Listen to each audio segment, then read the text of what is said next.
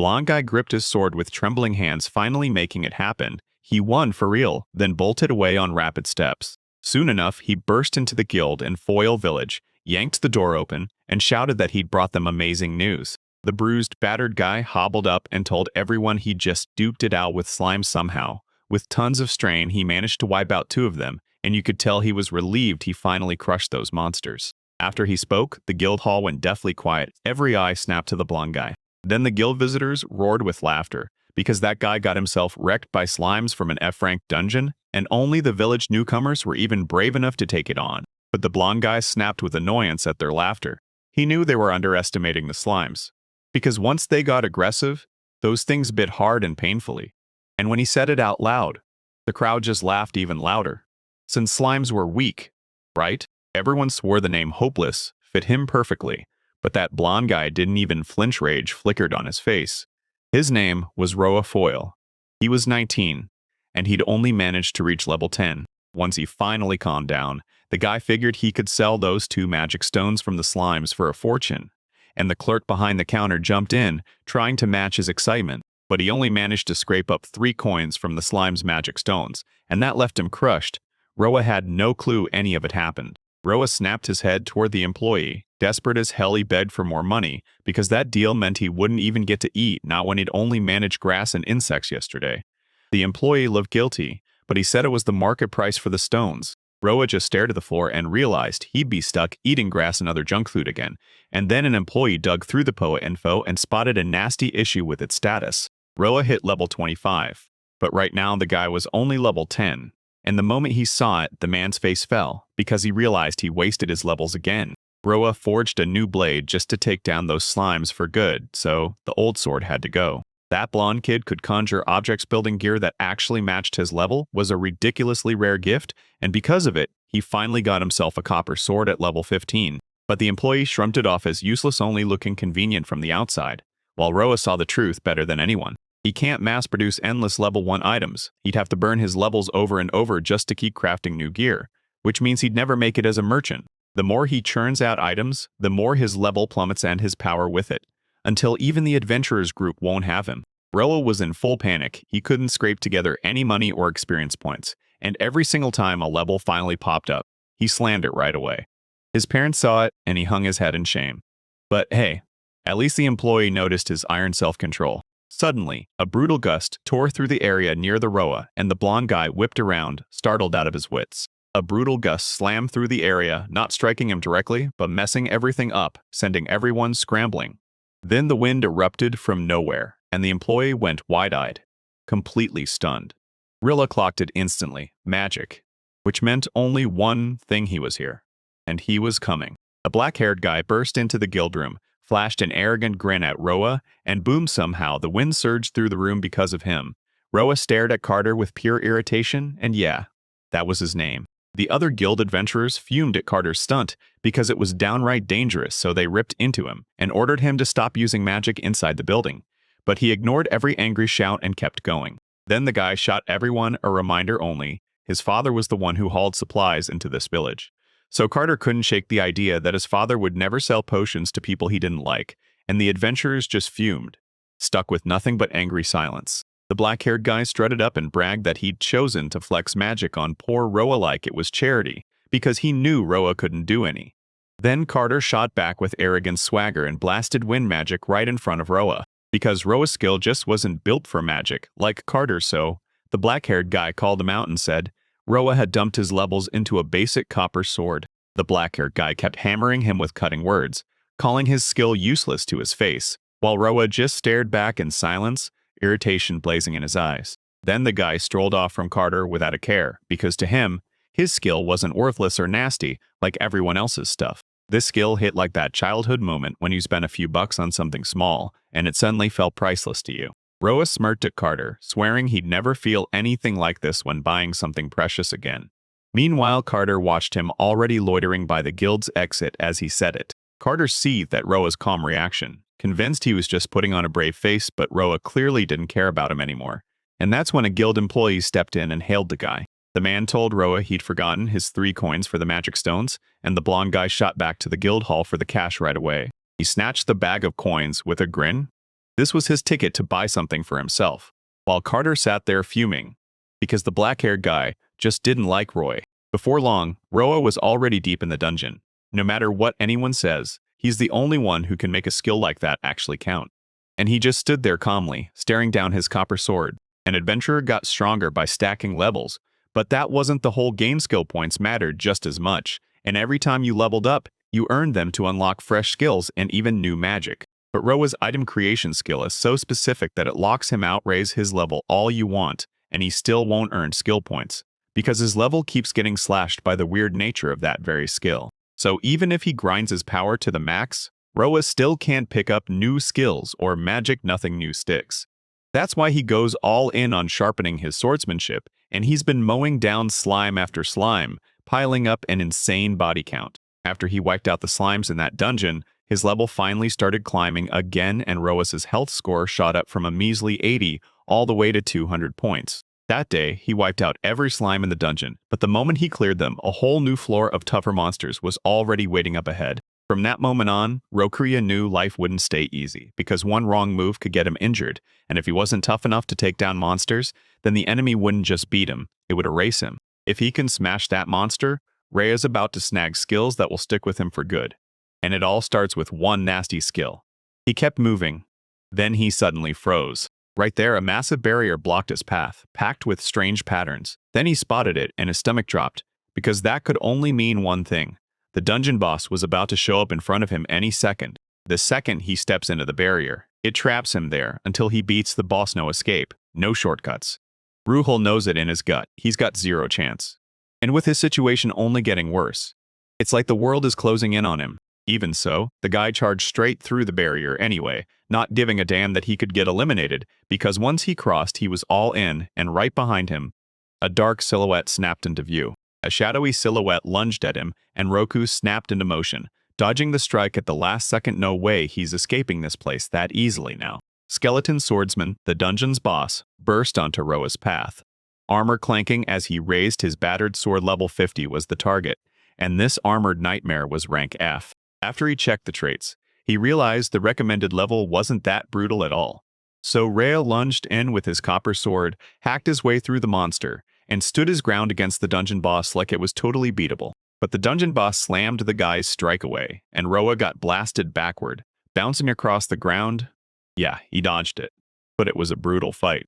And right there, the skeleton swordsman proved it was nothing like the other monsters roaming this place. Then the guy hurled himself into the defense, blocking the dungeon boss's fresh strike because he knew this fight would batter even him.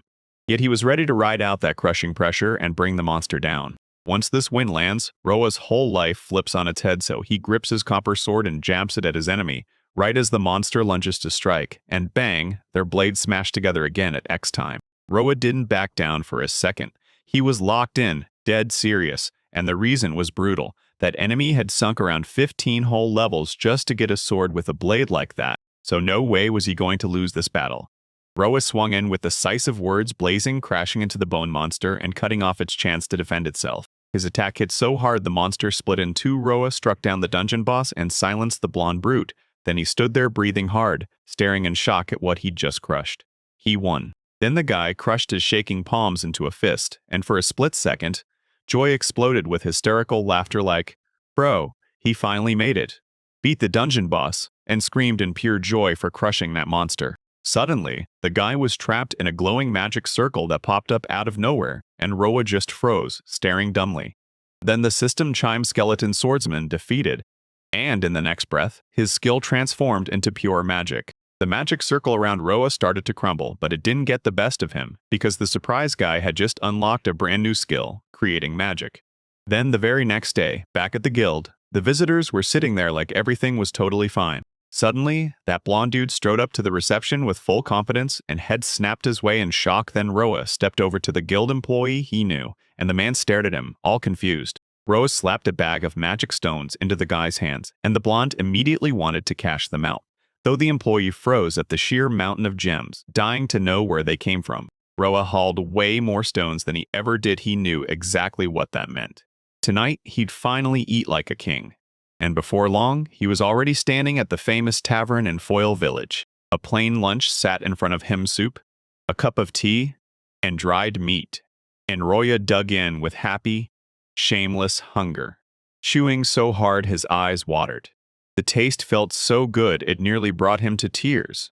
Because this wasn't the tough bread and watery soup he'd been stuck with. He even caught that delicious, dried meat taste on his tongue, and it lit up his face until the other customers stared at him with blank, confused eyes, some feeling bad for him as he laughed and cried over a discounted lunch. After that mouth-watering lunch, the guy leaned back and started obsessing over the skill he'd just learned. He finally got to test that skill inside the dungeon, and he was blown away by how deadly it was, because something that rare like that just doesn't show up often. He couldn't help but smile at how great that recent battle felt. Until, boom, someone snatched his dried meat right out of his hands, and the stranger realized Roa had finally made it into the tavern. It was Carter. He was chewing dried Roa with a smug little grin, and the black-haired guy clocked it right away. Roa had way too much free time. Roa snapped with rage because Carter had devoured his dried meat, but he shoved the fury down and forced himself to cool off. After all, the jerk decided to ignore Carter. Sure, he could do whatever he wanted as long as Roa wasn't a customer of his shop, but the black-haired guy stayed close on Roa's heels because Carter had just heard from the guild workers that Roa had unloaded a huge pile of magic stones. And yep, Roa admitted it. To pull that off, he'd been smashing his way through the dungeon, taking down a whole bunch of monsters. Suddenly, the black-haired kid burst out, screaming at his father that Roa was a thief who'd snatched stones from their store. Then Roa stared at Carter in shock. He had no idea what was happening or why they were labeling him a thief. Then Carter's father showed up at once, staring at Roa with a dark, accusing glare and demanding how he could even dare to do this. A one-eyed man with a blindfold snapped his sword up to punish the thief, because for him, theft was a crime that demanded blood. Then Carter's father yanked out his saber. Roa tried to explain himself, but Carter's father didn't buy it. He thought Roa was faking, and rage burned through him, because every single magic monster stone was missing from his store. The black-haired man was convinced Roa had swiped the stones and flipped them to the guild, but Roa swore that wasn't true. Then Carter leaned in hard, saying a nobody like Roa can't possibly pull off something that big. Everyone already knew Roa was drowning in money troubles, so Carter called out the obvious. Maybe that's why he stole the stones. After Carter's words hit the air, the guy dropped back into his chair. Because Roa refused to get dragged into a fight he didn't start. Meanwhile, the black-haired guy clenched his focus and readied his magic. Right away, Carter blasted him with wind squall magic, whipping the blonde guy in a roaring stream of air. Then his whole meal got dumped over before Carter snapped a warning. Don't drag out the conversation about the stolen magic stones. Roa's frown deepened as he watched Carter move in. Through his own skill, he clocked it. Carter was burning with 5th-level consumption magic. Carter yanked the guy by the collar, flashing a nasty grin. Sure, Roa would confess to stealing the magic stones, until Roa made it crystal clear he wasn't involved, and Carter refused to let the theft stick. Carter already knew it, and then he leaned in, glaring as he ordered Roa to play the hero before flat-out admitting he'd stolen the magic stones. The black-haired guy swore he'd reward him for the confession. The guy kept yapping, begging Roa to admit he didn't have enough money, but nobody was buying it, because Roa was just spinning excuses with zero proof. So Carter cut in and told him something way more important. Turns out it was the black-haired guy who swiped the precious magic stones from his father's shop, and he admitted it with a smug grin, while Carter practically reveled in Rowan's suffering. Roa's frown snapped into place at Carter's confession, and she said nothing, just stared him down. Carter had expected her to agree that a man could hand him over to his guards, but then Roa yanked his hand free from his grip without warning. He flashed a blonde grin, then remembered Carter's words. Confess you're a thief, and you'll get a reward. And that's when Carter spotted the smile and panicked, reminding him he hadn't admitted to stealing yet. But Roa didn't take them. Those magic stones he cashed with the guild were rightfully his. And then, out of nowhere, a magic circle flared under the blonde guy's feet as lightning erupted through the room. Carter and his dad stared in disbelief at what they'd just witnessed. Then the black-haired guy snapped to it. Roa was casting magic. His magic circle kept swelling bigger and bigger, and lightning started crashing through the room more and more. Carter locked eyes with Roa, staring at the magic circle in disbelief, because just recently he couldn't even cast a single spell, so how was Roa pulling magic out of nowhere? Then a dark, magical flame erupted in Roa's palm, whipping into the silhouette of a mysterious object. Roa stared his opponents down with a hard, frown-faced glare, and the moment the other guy flashed D-rank magic, Roa fired back, casting Fire Arrow as a blazing dark arrow ignited on his palm through the power of spellcraft. Every tavern go froze in shock at Roas's magic eyes bulging as they stared at him like he was the impossible itself, because the power coming off him was nothing short of breathtaking. Right there with them, Carter and his father nearly lost it when they realized Roa could use magic, while Carter straight up trembled, terrified out of his mind, shaking from head to toe. Right then, a guild employee burst into the tavern pushing through the door like he was on a mission, while a man with glasses wheezed, still gasping hard from a full sprint. He couldn't believe it. Roa was actually using magic. Roa shot a gloomy look at everyone, and his magical fire arrow was already charged, ready to burn them down. After getting his hands on the magic creation skill, the blonde guy started putting it to work, and Roa stayed locked in the dungeon right after mowing down the boss to drill it until he got it perfect. Roa stared at his status window, and boom! It was stacked with a ton of details about his creating magic skill. Then he kept watching and realized the craziest part. His system had loaded a massive number of magic skills. Among them were the blazing fireball, the thunder throw, and the crushing water cannon. Every one of them maxed out at level 50. And to unleash the whole combo, he needed roughly 200 mana units. Roar devoured every detail.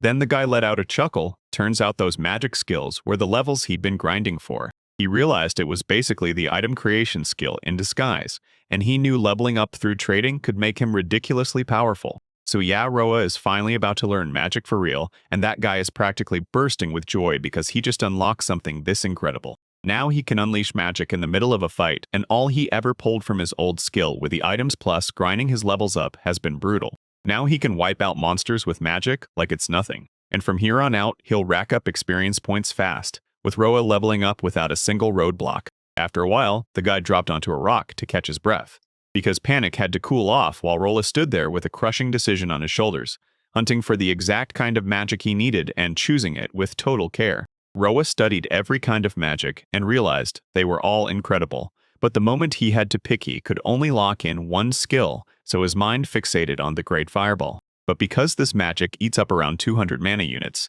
he slammed the brakes on that option. There was no point. Since his mana stash was so limited, he could only pull the skill off one single time. But there were tons of other magic tricks that burned just a few mana units, and once Roa got inspired, he wanted to buy every last one. He just had to wait for the right moment. Then, out of every kind of magic on the table, he finally locked onto his choice, the blazing magic of the fiery spear. The moment he clicked the option, a magic ball burst into existence in front of him, blazed with light and floated right over his hands. Soon, Roa finally unlocked his first magic skill, Fire Spear. But it burned through 40 mana each time he used it, dealt roughly 1,000 health worth of damage. And when he activated it, 25 levels vanished from him in an instant. After landing that skill, the blonde guy stared at his hands like they were about to spark, and he couldn't wait. He wanted to test the new power right then and there. But he dashed back to the system window. Roa couldn't wait to burn his last levels, because the magic he used every single day was only worth 1 level. After grabbing a bunch of cheap magic types, he couldn't wait to test what he'd bought, so he aimed it at small monsters, because Roa could feel it. Time for those petty enemies to show up. Right then, a monster popped up out of nowhere, right beside him, the kobold fighter ready to be wiped out, and the guide says you'd better be level 32 too. It's only rank E. But don't let the cute puppy face fool you, because it's decked out in armor. He couldn't stop staring at how adorable his enemy was right now. The Roa only had the first level, so the kobold fighter snapped out of that pretty form and roared into a beast-like nightmare. Then the guy immediately froze in terror as the monster went straight for Roa. The monster lunged at the blonde guy, but Roa shot backward and barely dodged the hit. Then the guy decided he had to stop it, and Roa insisted he wanted to fight. Yet that sudden attack caught him completely off guard, so he had no choice but to slam his brand new Fire Spear skill into action. In the moment he cast, a glowing magic circle snapped into existence. The second he activated his skill, a wild surge of fire magic blasted the monster, scorching it so badly it staggered under deadly injuries. The Fire Spear vanished like it never existed, and with one brutal hit the beastly monster crumpled, wiped out for good, while Roa just stared in horror, eyes bulging wide. In the dungeon, all you could hear was the thud of the defeated monster hitting the ground, and the blonde guy didn't budge from his seat for a long moment. Pure shock had him frozen. Then the guy burst out laughing and shouted for joy. He was thrilled. He blasted the enemy using magic, and it felt absolutely awesome. In the end, Roa blasted that level 32 recommended monster out of existence with a single shot, and he instantly clocked it. This spell packs real power. As long as he can land the hit, Roa can crush his opponent even when the level gap is brutal. Then Roa got hit with a system notification. He'd earned experience from the monster he just crushed, and boom, his level shot from 1 straight up to 11. Roa just realized something huge. The gap in their levels was pumping him full of EXP, shot up 10 levels in a single second, the kind of grind that would take someone a whole week, and the rush felt absolutely incredible. He finally cracked that unforgettable rush of getting stronger, and joy hit so hard it brought tears to his eyes before he declared, "I'm using creating magic to win this." Roa snapped back from his memories, then spotted the blonde guy in the tavern, ready to unleash the fire spear skill, while the black-haired guy kept himself tightly on guard. Carter panicked that Roa was about to unleash magic, and in a voice shaking like crazy, he begged him to stop because Carter would apologize while fear rattled through his entire body. Carter stood before everyone and bluntly admitted that Roa hadn't stolen a thing. Then a black-haired guy, shaking with cold sweat, rushed to apologize to Roa for dragging him with those accusations.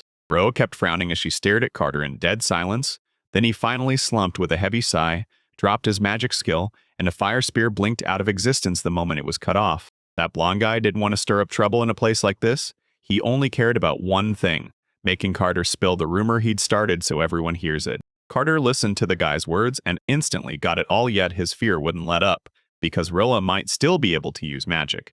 And right then, tears burning his eyes, Carter desperately wanted to tell everyone who the thief was, the one who had stolen the magic stones. Spinning toward the crowd, Carter jabbed his finger at the guild employee and blurted that the precious magic stones were stolen by someone inside the guild. Then the stunned man froze in pure disbelief. The man snapped into denial, blurting out that he wasn't a thief, while Carter kept pointing at him like a smoking gun, and the black-haired guy even tossed Roa into the middle of it all. Even as the employee always took his job seriously, Roa snapped with rage when he realized Carter never wanted to confess in front of everyone. He just kept provoking, lying, and pulling the strings. Carter kept hammering that poor guild worker, because the guy was desperate to pin the theft of the magic stones on him and make all the blame stick. So to force the truth out of him, the man slammed magic wind bullets at the employee right away. The gusts tore toward the terrified Roa, and she only glared at Carter for what he'd just done. Right then, Roa blasted Carter's magic apart with a flaming spear, and the guild employee got saved from the black-haired guy's attack. Roa leaned in and told Carter, "You're taking it from here, tell it all yourself." But yeah, that's not happening, because Roa just pulled everyone's eyes onto him and fired off a magic trick to show them what he could do. A glowing magic ball popped into the palm of his hand, and the blonde guy snapped into action with the magic of life recorded, then play it back. Right then, Carter's voice cut through the tavern, and everyone froze, staring at the recording like it was magic, because he was laying out his plan to hand the thief in and claim the reward. At that moment, he was totally out of money, so he begged Birdie for help to score extra cash and pay his bills, while Carter's father frowned, stood there gripping a saber in his hands. Birdie didn't care what the guy was going through. No proof meant he couldn't swallow Carter's claim, so all he had left was advice to him. The moment Carter heard Birdie's voice, his color drained and his whole body started shaking with terror, because he already knew exactly what kind of advice Birdie was about to hit him with. Birdie's final words in Carter's recording were a punch to the gut. He warned that some guy was stealing magic stones from his father's store, and when everyone heard that, the whole crowd went silent with shock. Carter spun around, panicking like something was closing in on him. Cold sweat poured off the black-haired guy, and Carter's face went ghost white as he desperately tried to explain himself to the others, only to blank out and find no words. Right on the guy's heels loomed a bitter, gloomy man with a bandage, and the moment Carter felt his father's presence, his face drained of color. Carter's father snapped with fury at what his son did, then taught him a brutal lesson right there in the tavern. While Roa stood there, stunned, watching Carter get punished by the guild, and an employee rushed in to thank Roa for helping. The whole neighborhood practically cheered when Carter finally got punished by his father, and everyone fought back tears as they thanked him for his heroic move. Then Roa looked at their faces and realized Carter had truly grated on every single one of them. But now, Roa wouldn't get mocked for being useless anymore. So yeah, the young man finally felt relief. Maybe, just maybe, he'll finally learn how to breathe life into it. And the moment those villagers praised him, he ate it up with a huge grin. The very next day, he hustled straight back to the guild. A bunch of men tracked Roa down and begged him to team up with them, because they didn't just want a fighter, they wanted a muscle who could protect their backs when the real battles hit. And the blonde guy got picked out for the team by a bunch of girls' sweet smiles, big promises, and a promise that they'd take care of him. Even that huge, flower-suited muscle man stepped in and faced the guy, and the moment he opened his mouth, he stammered to Roa that he was a die-hard fan, so he hauled the guy onto his team too. It rode off and ignored everyone completely, and the guy basically told them, "Right now, I just want to be alone." The man swallowed the guy's words, shattered through the stone wall, and sprinted out of the guild, then vowed to Roha, "I'll train my muscles and come back." Roa stared at it like it was awkwardly staring back, and the very same day, up to 5 different groups rushed in to recruit him because in that moment everyone could feel it. The world was hungry for magicians. But if Rawa teams up with someone like Birdie, the experience points get split evenly between them, yet with how his skills work, it ends up being a terrible deal for Rawa. So yeah, he'll be stuck going at solo scraping together battle experience until he levels up into someone way cooler. And Robert decided right then to drill his magic. Most importantly, he couldn't risk another magic show then. The moment he stepped into the guild, a guild worker met him face to face, and the bespectacled man was already there, waiting. A guild worker demanded his guild card, and Roa froze at the sudden request, but he handed it over anyway. The bespectacled man snatched the card from the guy, then grinned and leaned in to tell Roa he'd got news for him. A guild employee leaned in to hype Roa up. Turns out he'd just been bumped from F ranks to E rank, and Roa's eyes shot wide open at the shock. He just stood there, stunned by how fast his rank shot up, because he couldn't wrap his head around why he got promoted in the first place, until a guild employee broke down how the whole system works. An adventurer's rank didn't come from luck, it came from what they delivered to the guild and what they could do, and that recent disaster just screamed that Roa's already good enough to earn the earring. Then the man shoved his new guild card into the guy's hands. Its color had flipped from iron to bronze. Roa snatched it up and stared, absolutely soaking in the shine. The worker couldn't stop worrying how the guy would react. Roa was left stunned when he got promoted, because he was the only one who took that long to finally reach E rank. With a heavy heart, the man admitted to himself he'd missed the old version of that guy just a little. Now they'll never catch Roa returning home after that slug bite, and before long, Roa was already trapped inside the dungeon. He was still buzzing over his brand new guild card, because now he'd officially become an E-rank adventurer, and he couldn't stop grinning as he stared at the bronze-colored thing in his hands. Grinning, Roa lifted his card and declared he'd go hunt demons, because hey, he was already an E-rank adventurer. And the mood was nothing but pure hype. Suddenly, a rude voice ripped through the dungeon telling. A stranger named Sonia, she belonged in the vanguard, and Rhea just froze, stunned by the sheer audacity. Turns out Birdie's crew was right there, close enough to feel like a threat, and the team was busy fighting monsters at the room. While they battled, Roa slipped off from their spot to stay out of sight. The team member snapped at Sony, telling her to wake up and do her job, and the guy even called out her role. She was the team's tank. The bruised girl with the shield bowed and apologized to her comrades, gripping that massive slab in her hands as she swore she'd give it everything she had. It was nearly as tall as she was. Roa stared at how Birdie snapped at the girl and recoiled. He was disgusting. And that tank stance came with a shield that grabs the enemy's attacks before they ever hit. From behind, Sonia looked like a man of the rear guard, slender, built like one of them.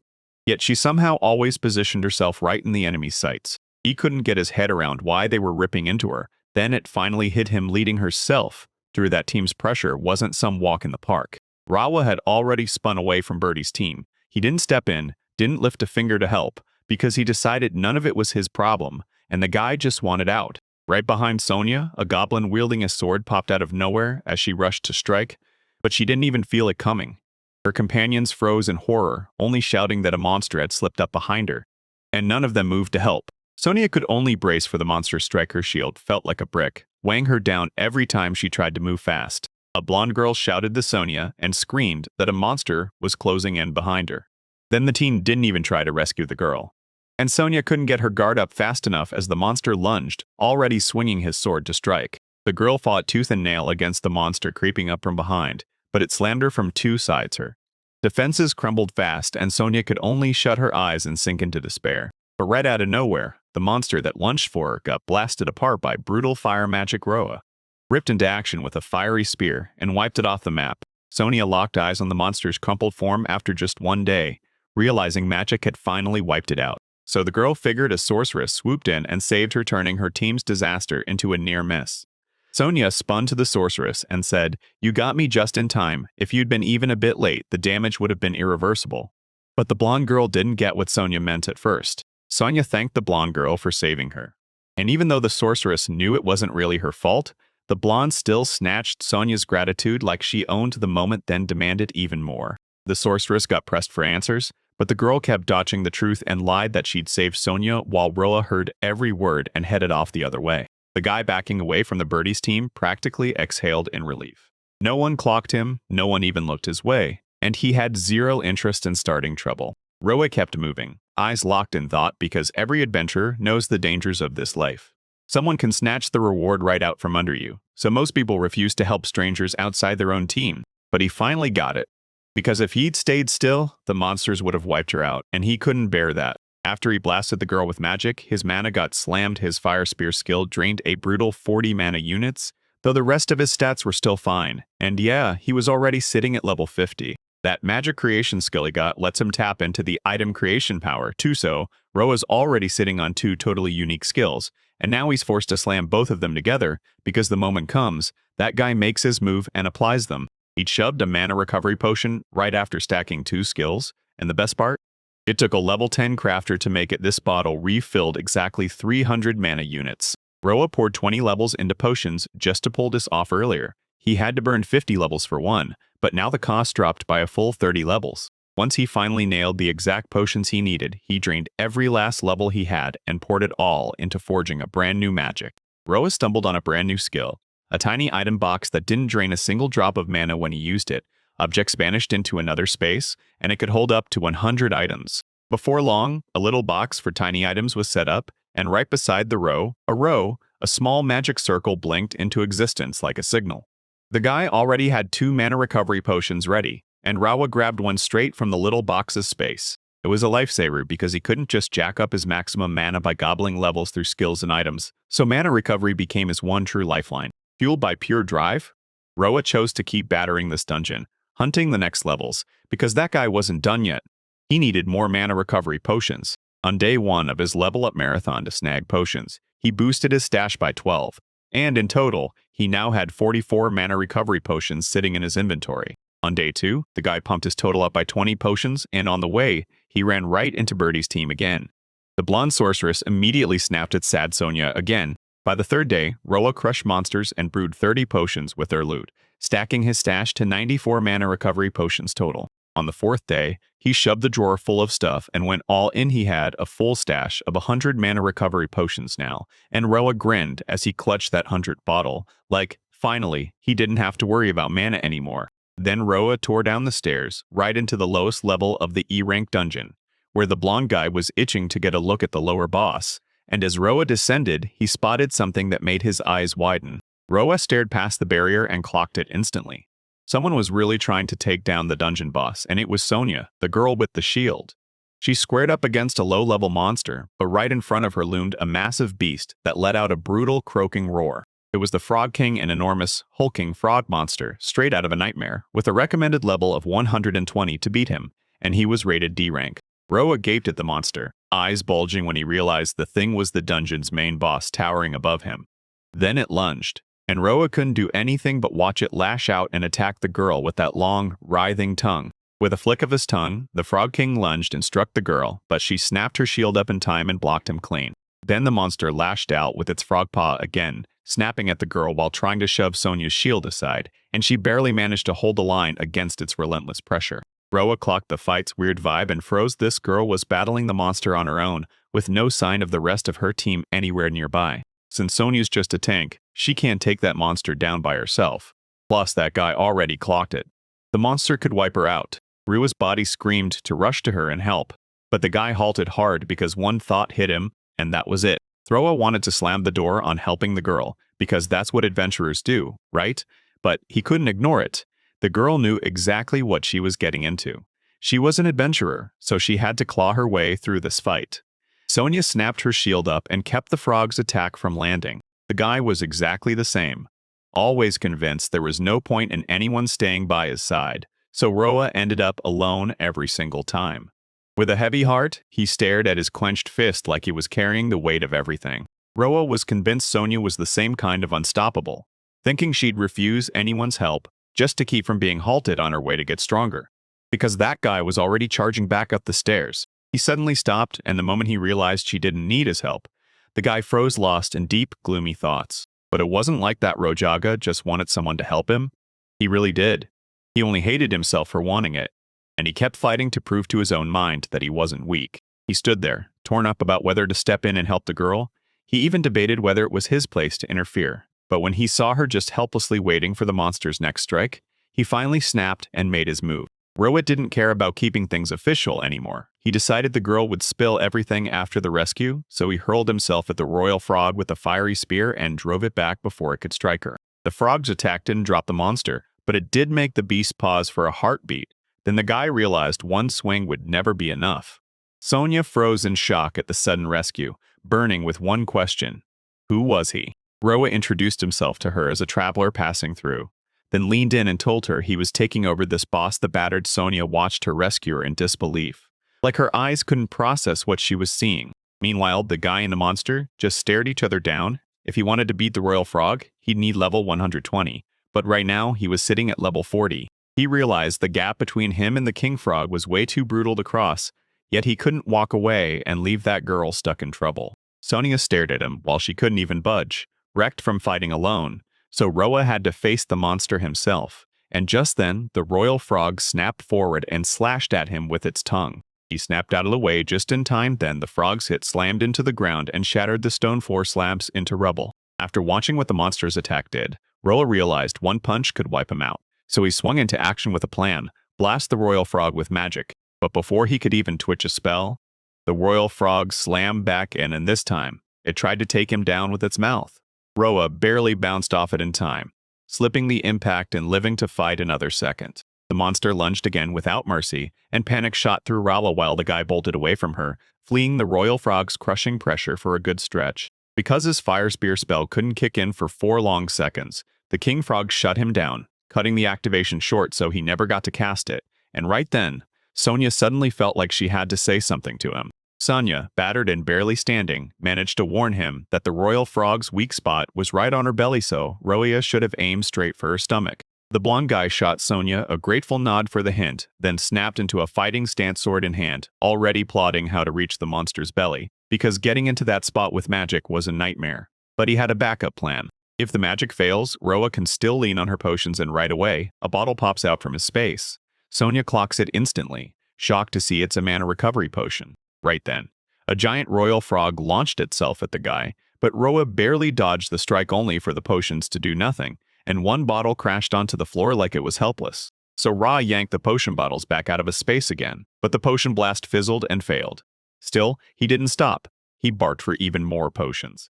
And that wasn't the end. The injured girl blurted a warning about the danger. The king frog sprang up and loomed right over Roa, and the guy was already poised. He stayed totally calm before the massive royal frog, like he already had the whole plan locked in. Then Roa pulled out a potion from his space and got ready to attack with it. The giant frog lunged at him, and Roa snapped a potion bottle straight into the royal frog's eye boom, sending the glass shattering into tiny pieces on impact. The frog shrieked in agony from his eye and snapped out of thinking about the guy, while the monster got so distracted by the pain that the royal frog just stayed perfectly still. In the next heartbeat, Roa charged straight at the monster, and the guy sprinted while snapping a magic circle into place, then launched into a countdown, hitting the spell activation in just 4 seconds. The guy sprinted right up to the king frog as the monster scrambled to get away from Roa's last attack. Then he slid through the spilled potion liquid to close the distance fast. Roa dove down right under the frog as the monster came into view, landing exactly where he needed to be just as that guy's countdown hit 0.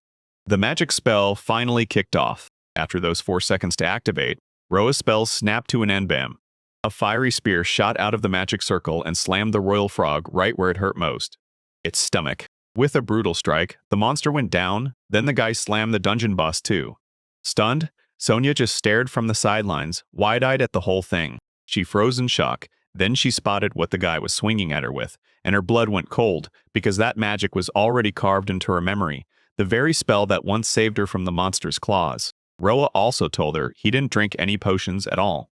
He just laid them out to slash the friction and make everything slide smoother. Then the guy planted his hands on his hips, grinned like he owned the world, and said, "It's not exactly easy to pull off being cool." For a split second, the girl went speechless, then tears streamed down her face as Sonia thanked him, and she told him the guy had shrapnel lodged in his back.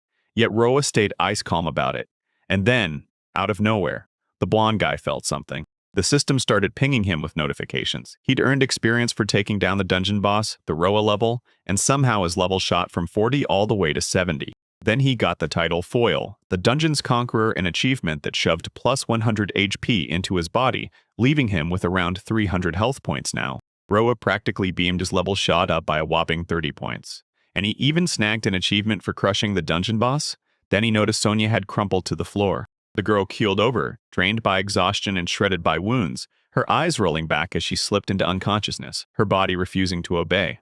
Roa froze in terror. The guy sprinted straight to her, scooped Sonia off the floor, and clamped her in his arms. Roa saw she was on the edge already, because Sonia was battered and badly hurt from defending herself against that monster. So, thanks to his skill, Roa scored a health recovery potion, but to get it, he had to burn 10 whole levels. He tried to hand the girl a drink of it, but Sonia, battling a serious illness, kept trying to push the potion into her hands, only for the girl to refuse because it was far too expensive, and then Sonia started shaking in a brutal coughing fit. Roa saw the girl's condition crumbling in real time, so he snatched a health restoration potion and made her drink it right away.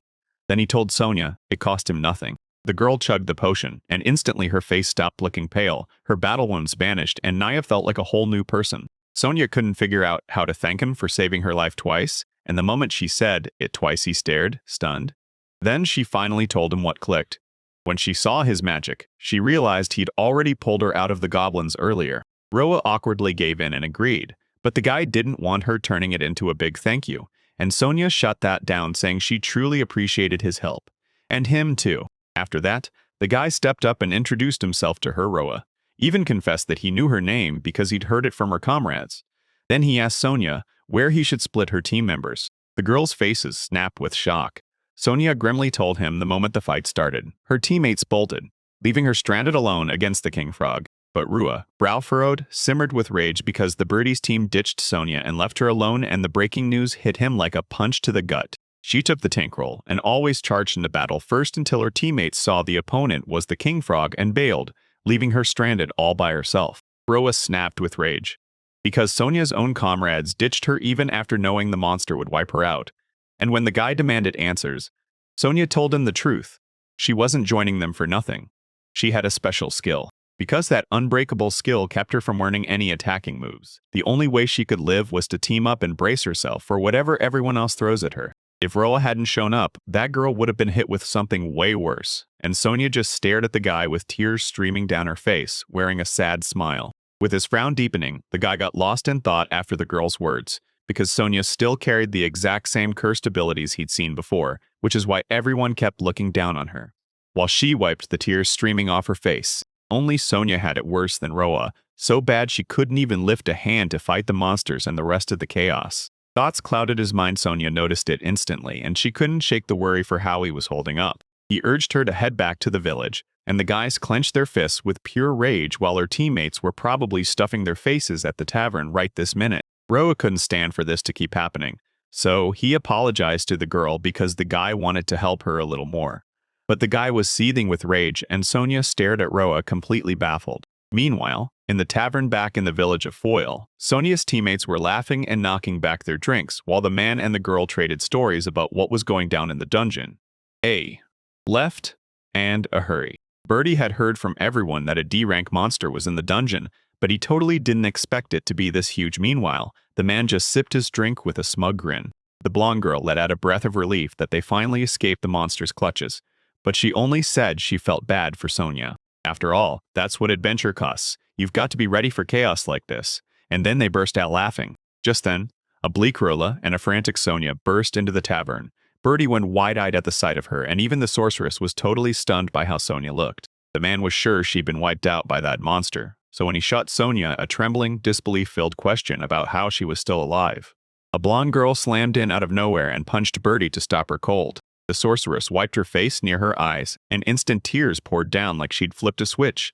Then the girl with fake tears forced a bright smile, acting like Sonia's return meant nothing ever happened. The blonde girl lunged up to Sonia and clung to her with all her strength.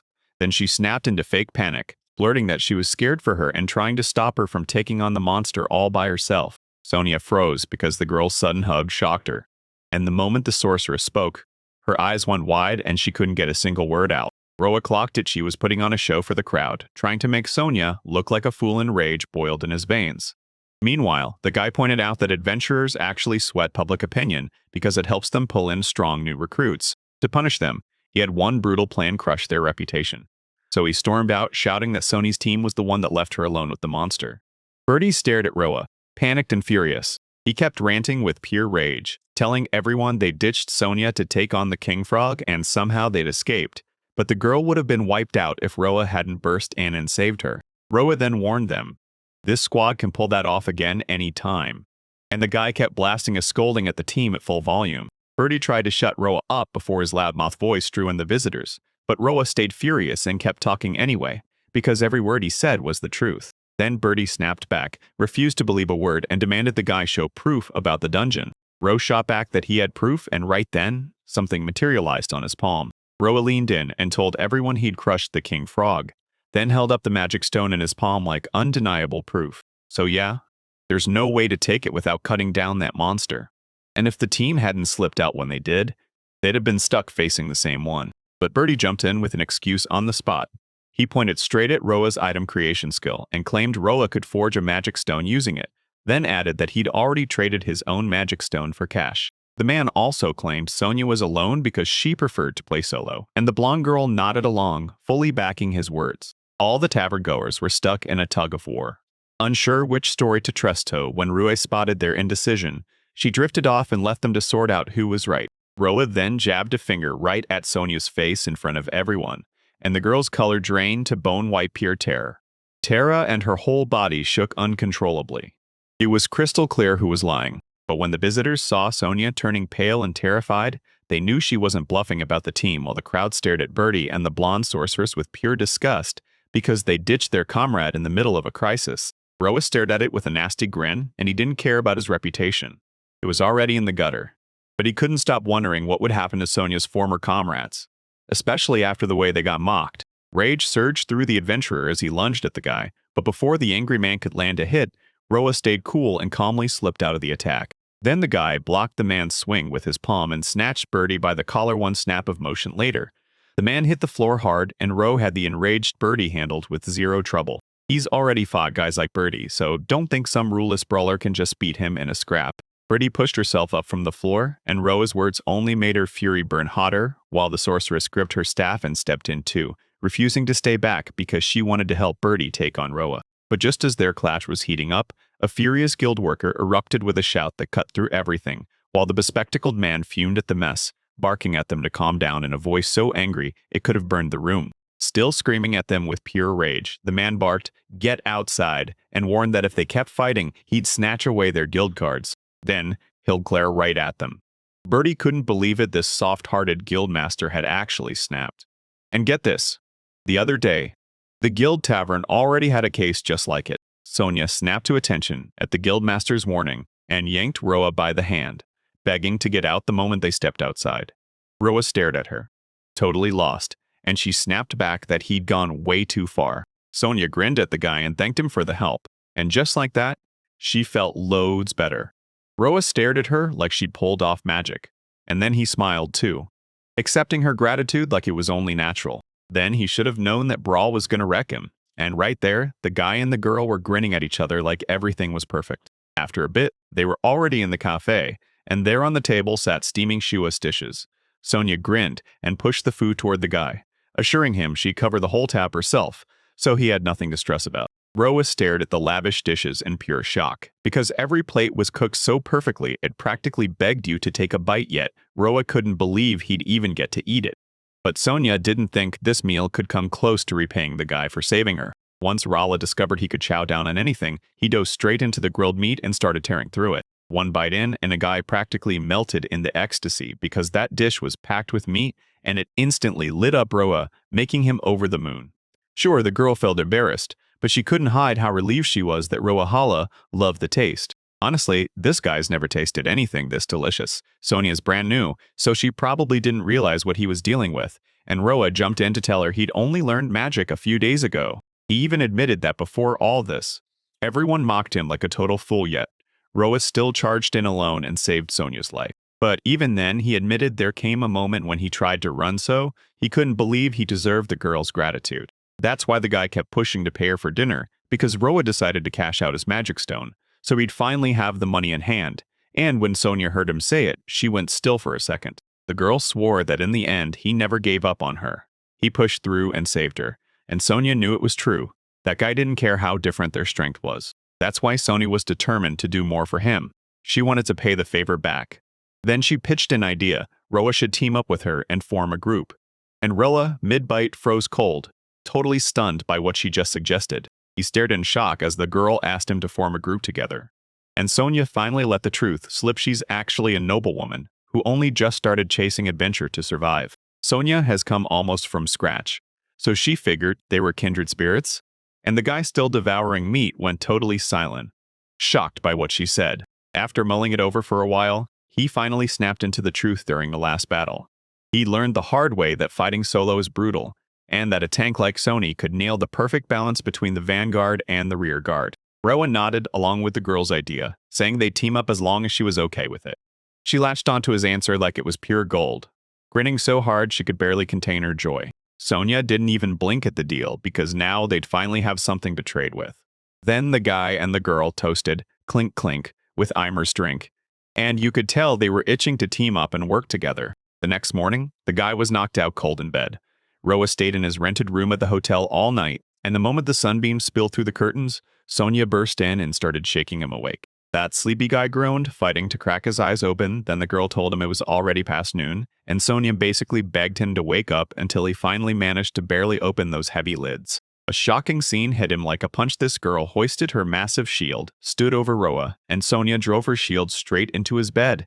The guy shot awake in a heartbeat and barely managed to dodge the blow. Sonia, after everything she pulled, flashed Roa a bright good morning smile, and the terrified Roa froze, still reeling from the madness, totally clueless why that girl was in his room. Sonia told him the hotel's rented rooms were right next to each other, so she slipped over to wake him up, and his door was left unlocked. Roa still felt a pounding headache as he recalled last night he'd sent Sonia straight to the very same hotel he was in, and the guy drank himself into oblivion, so he couldn't remember a thing, while I was out there telling Sonia to grab more meat because I was drunk. The girl asked the guy if he always woke up at that hour, and he didn't exactly deny it, because the truth was, he loved sleeping in and always rolled out later in the day.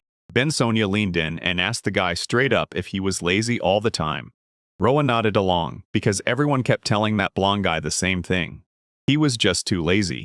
Then Sonia lit up and told the guy, "From today on, I'll wake you up." But right away, Roa snapped no, in a panicked voice, shutting her down. Sonia clocked it. He clearly didn't want her proposal. Then she ordered him to get up early while the girl was already slipping out of his room. Then she skidded to a stop at the exit, and the girl with flushed cheeks teased Roa that his sleeping face was ridiculously cute. Roa was completely stunned by what Sonia pulled, and he stared at her with a blank face while she stormed out of his room. Then he sank over his wrecked bed, crushed, because he had no idea how brutally hard it was to pull together a whole group. After a bit, Sonia and Roa's team was already out the door, and the girl leaned in to tell Roa the bombshell she'd applied to join his group. Sonia Clark leaned toward him and said, "If you want, we can trade stats and see each other's numbers."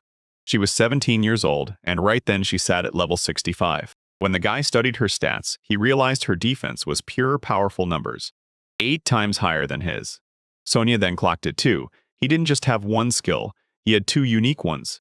And that kind of thing was rare, even for her. The boy went wide-eyed at her words because Roa had been convinced every other adventurer felt the exact same way. But nope, this girl shot the idea down hard.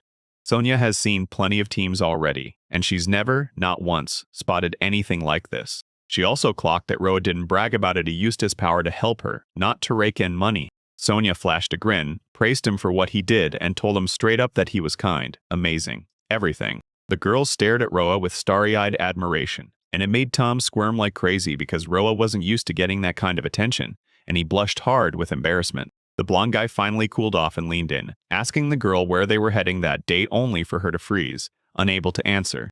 Then Roa dangled an E-rank dungeon in front of her, and the moment the girl heard the rank, her guard shot up. The guy kept talking like he had all the answers, and if Sonia didn't care, Roa already had her move locked in. They kept toying with the idea of diving into the very deepest parts, still haunted by the lingering memory of that frog. In the village of Foil, 2 dungeons sat side by side, one rank E and one rank F. And the guy leaned in and told the girl, "Beat the bosses in both, and you'll earn an achievement." Sonia hadn't snagged an achievement yet, so Roa decided to fix that fast by conquering the dungeons of rank E and rank F. The girl's status would finally rise as everyone earns the conqueror of the initial dungeon achievement. Roa noticed the girl's frown the second an E-rank dungeon was mentioned, then told me he wasn't pushing it anymore after everything that happened. Sonia stayed quiet for ages, but in the end, she didn't turn down his offer. Her gloomy mood vanished in an instant.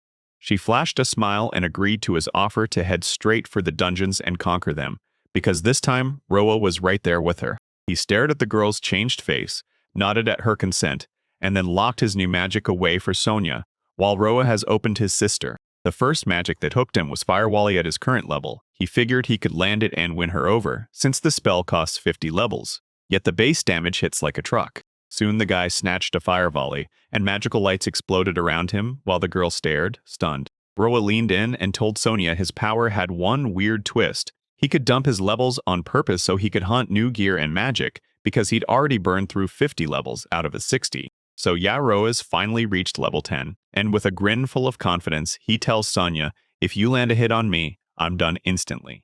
Sonia hears that and blurts out, utterly stunned. Roa's been doing this for ages, so he'll be fine, and the guy doesn't even bat an eye. Sonia sees how fearless his choices are, and she can't shake the thought that she'll never be able to be that brave. Then the girl snapped into action, stepping in to stop the attack on the guy. No one was getting to touch him. Not a single soul. Ro lit up with hope. Outside the entrance to one of the two dungeons, a guy and a girl stood staring ahead. Roa glanced down at his own palm and broke into a grin. He was itching to unleash the fire pillar magic he'd just gotten. The team was already buried deep in the dungeon when a pack of bestial wolves came stalking out of the shadows, and the guy immediately spotted them closing in, then shot a warning to Sonia. They had to smash every monster at once. Roa needed 4 whole seconds to fire up her magic, and the short-haired girl was already grinning as she held her shield steady. Now it was her turn to stand guard and protect the guy. Sonia planted herself and slammed her unbreakable shield up to stop the bestial monsters dead in their tracks. Then, just for a breath, she dropped it, pivoted, and shoved them to the side. Right after the girl shepherded the monsters off to the side, the guy snapped into attack mode. And when he glanced at Sonia, he saw she was handling her job like a pro. In the next heartbeat, Roa hurls the magic spell Fire Spear, one blazing shot that obliterates the beast-like monsters in an instant. The girl stared in awe at the monsters' fallen bodies, and then she grinned. 2 beast-like enemies dropped instantly with a single deadly strike. She couldn't wrap her head around how fast Ro wiped them out, but the guy was sure it was all his doing. Roa told her she was amazing at luring enemies, and the moment that praise hit, her embarrassment exploded, cheeks burning red until she finally mustered the courage to respond. But their jack got cut off when the guy and the girl spotted a kobold fighter lurking nearby. This terrifying monster that always showed up at the perfect second, looking almost unreal. Roa drove a fire spear into it, and before long, it crumpled and got defeated. After a bit, the whole team strolled through the dungeon like it was nothing, and then Roa's eyes widened, because they'd already slipped down to the lower level. It felt way too fast. He asked her how to score that achievement, and she told him she'd have to take on the dungeon boss alone, because only a win would earn her the prize. Roa also clocked it just yesterday. He'd beaten the king frog, so he figured there was no dungeon boss waiting in there right now. Then Sonia leaned in and grilled Roa. So, where do the monsters come from? But the poor guy had never even wondered. He'd only been fighting to survive. Sonia kicked off her explanation, when demonic elements drifted into the air and soaked into places packed with magic. Monsters didn't just appear. They got born fast and strong. That's the terrifying truth. Every step deeper into the dungeon, the enemies level up and get brutal, because the demonic elements grow denser the farther you go. So yeah, Roa might not be done with that frog king he wiped out, because it could crawl back to that same spot. Sonia said the last line with a voice that sounded crushed. Right then, the guy and the girl stormed back to the lower dungeon entrance only for the magic barrier of the boss to flash back into existence in front of them. Roland locked eyes with the girl beside him. She was shaking from head to toe, terrified of that monster, and the memory of her last incident was still burning in her mind. Then the guy steadied her right away, promising her not to fear, he'd never run off and leave her behind.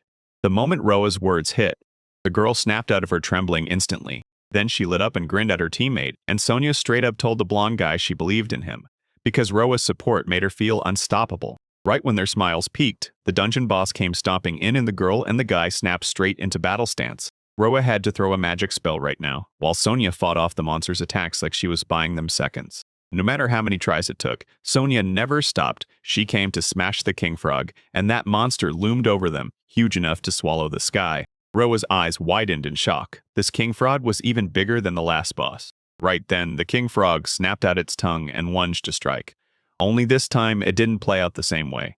The girl stood her ground, raised her shield, and met the attack head-on. She lunged to one knee and snapped her guard up in time, parrying the monster's strike, and with her move, she forced the monster to shift its attack angle. So the frog never snapped its tongue at the guy while Roa just stood there, calm as anything, totally unshaken by the monster's tongue. He grinned because nothing could land on him, and that gave him the confidence to test brand new magic without fear. Then the guy snapped into a brand new kind of magic, and he had the spell off in just 3 seconds. Magic circles flared up beside the guy, and Roa slammed into a countdown to trigger the spell while the girl fought off the monster strikes with everything she had, keeping it from getting anywhere near Roa. When the countdown finally hit 0, 3 brutal seconds slammed by, and then the magic exploded to life.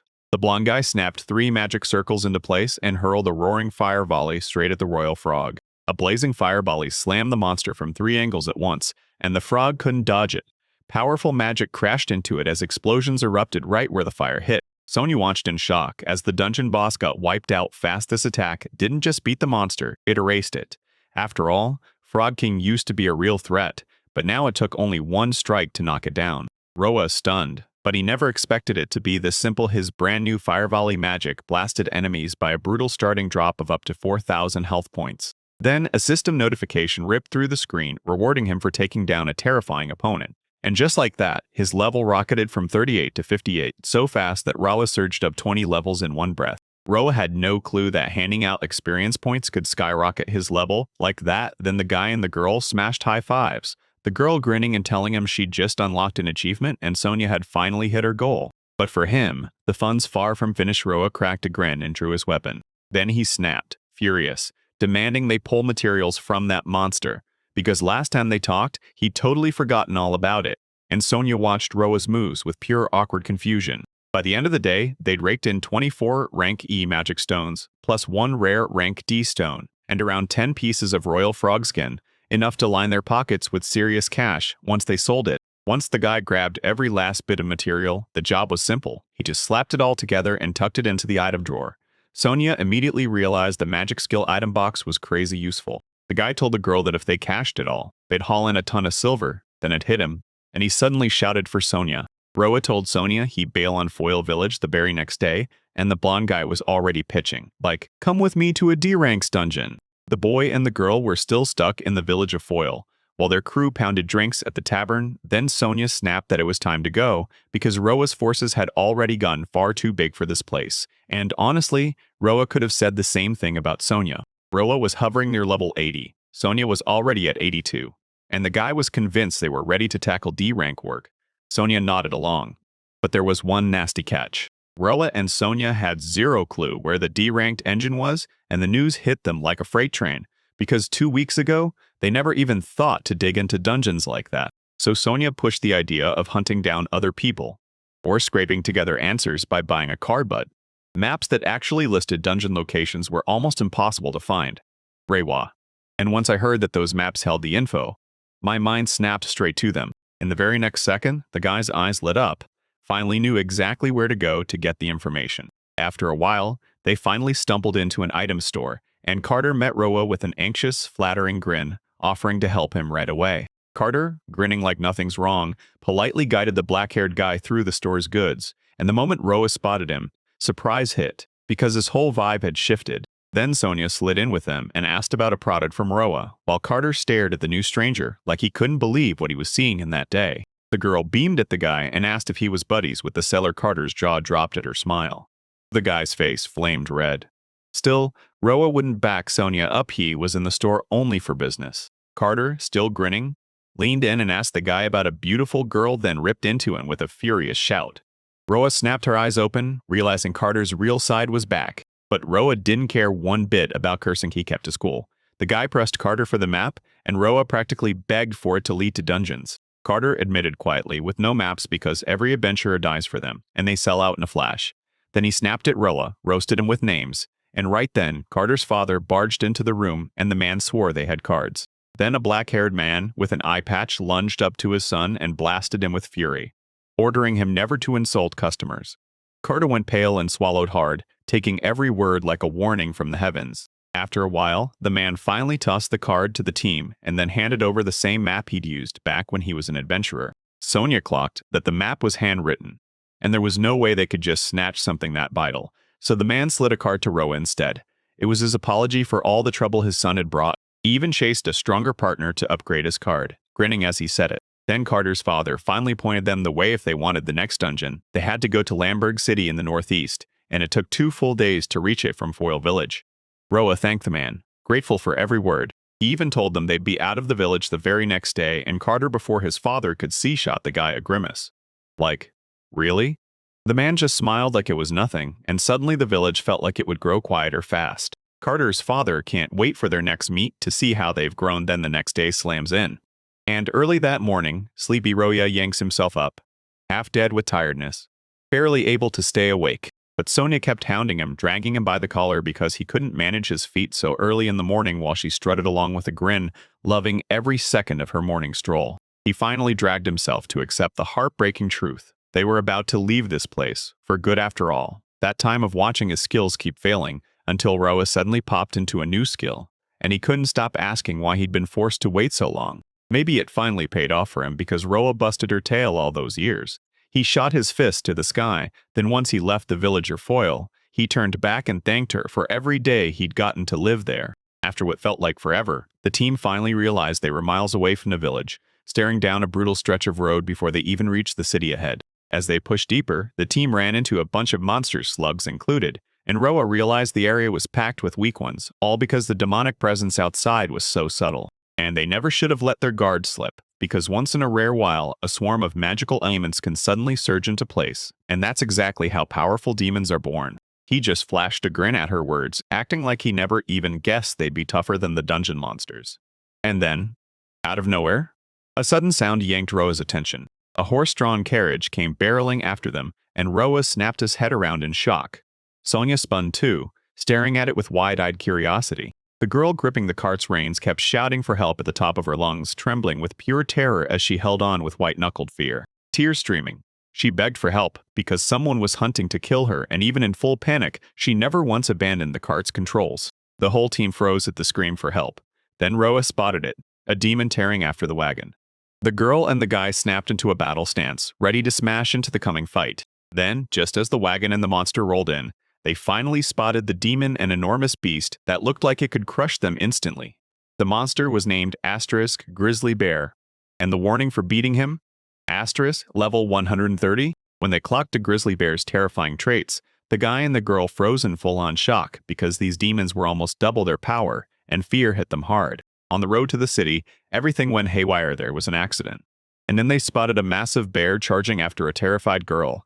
That thing looked downright terrifying. Sonia shook like a leaf from pure terror, but even so, she fought to draw the monster's attention while Roa cast the spell, and the guy hurried to calm her down. He told the girl he could strike that monster even without baiting it, and the grizzly bear didn't stand a chance.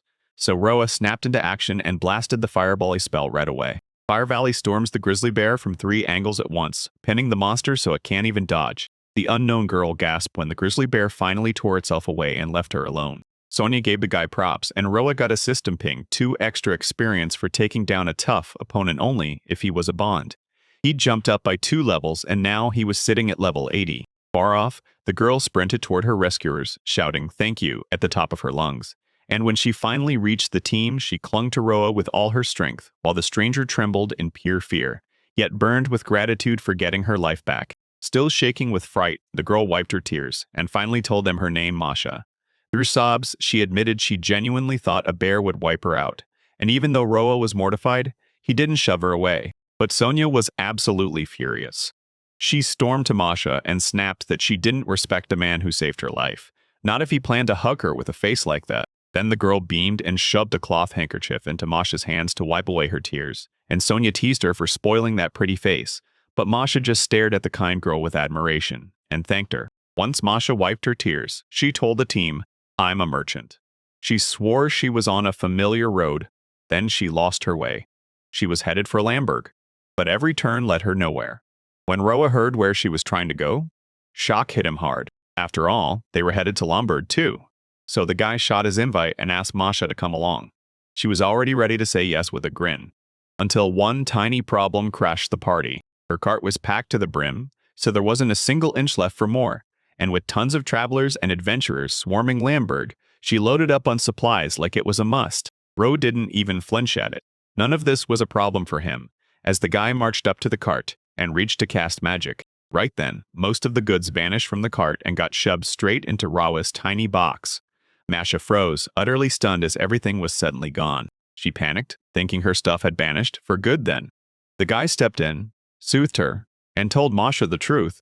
He'd stashed everything in the item drawer, so she had nothing to worry about. Masha was instantly blown away by the guy's skill. Seriously, even those bales of goods slid perfectly into the box. She beamed at Roa, and that was enough to make Anya gush about him too. Then the guy suddenly struck on an idea. There was fresh space in the back of the wagon, so Roa scooped the hay together into a tight bale and left it sitting back there. That's how we finally snagged a place to rest. Roa immediately crumpled onto the wagon floor and fell asleep on the spot.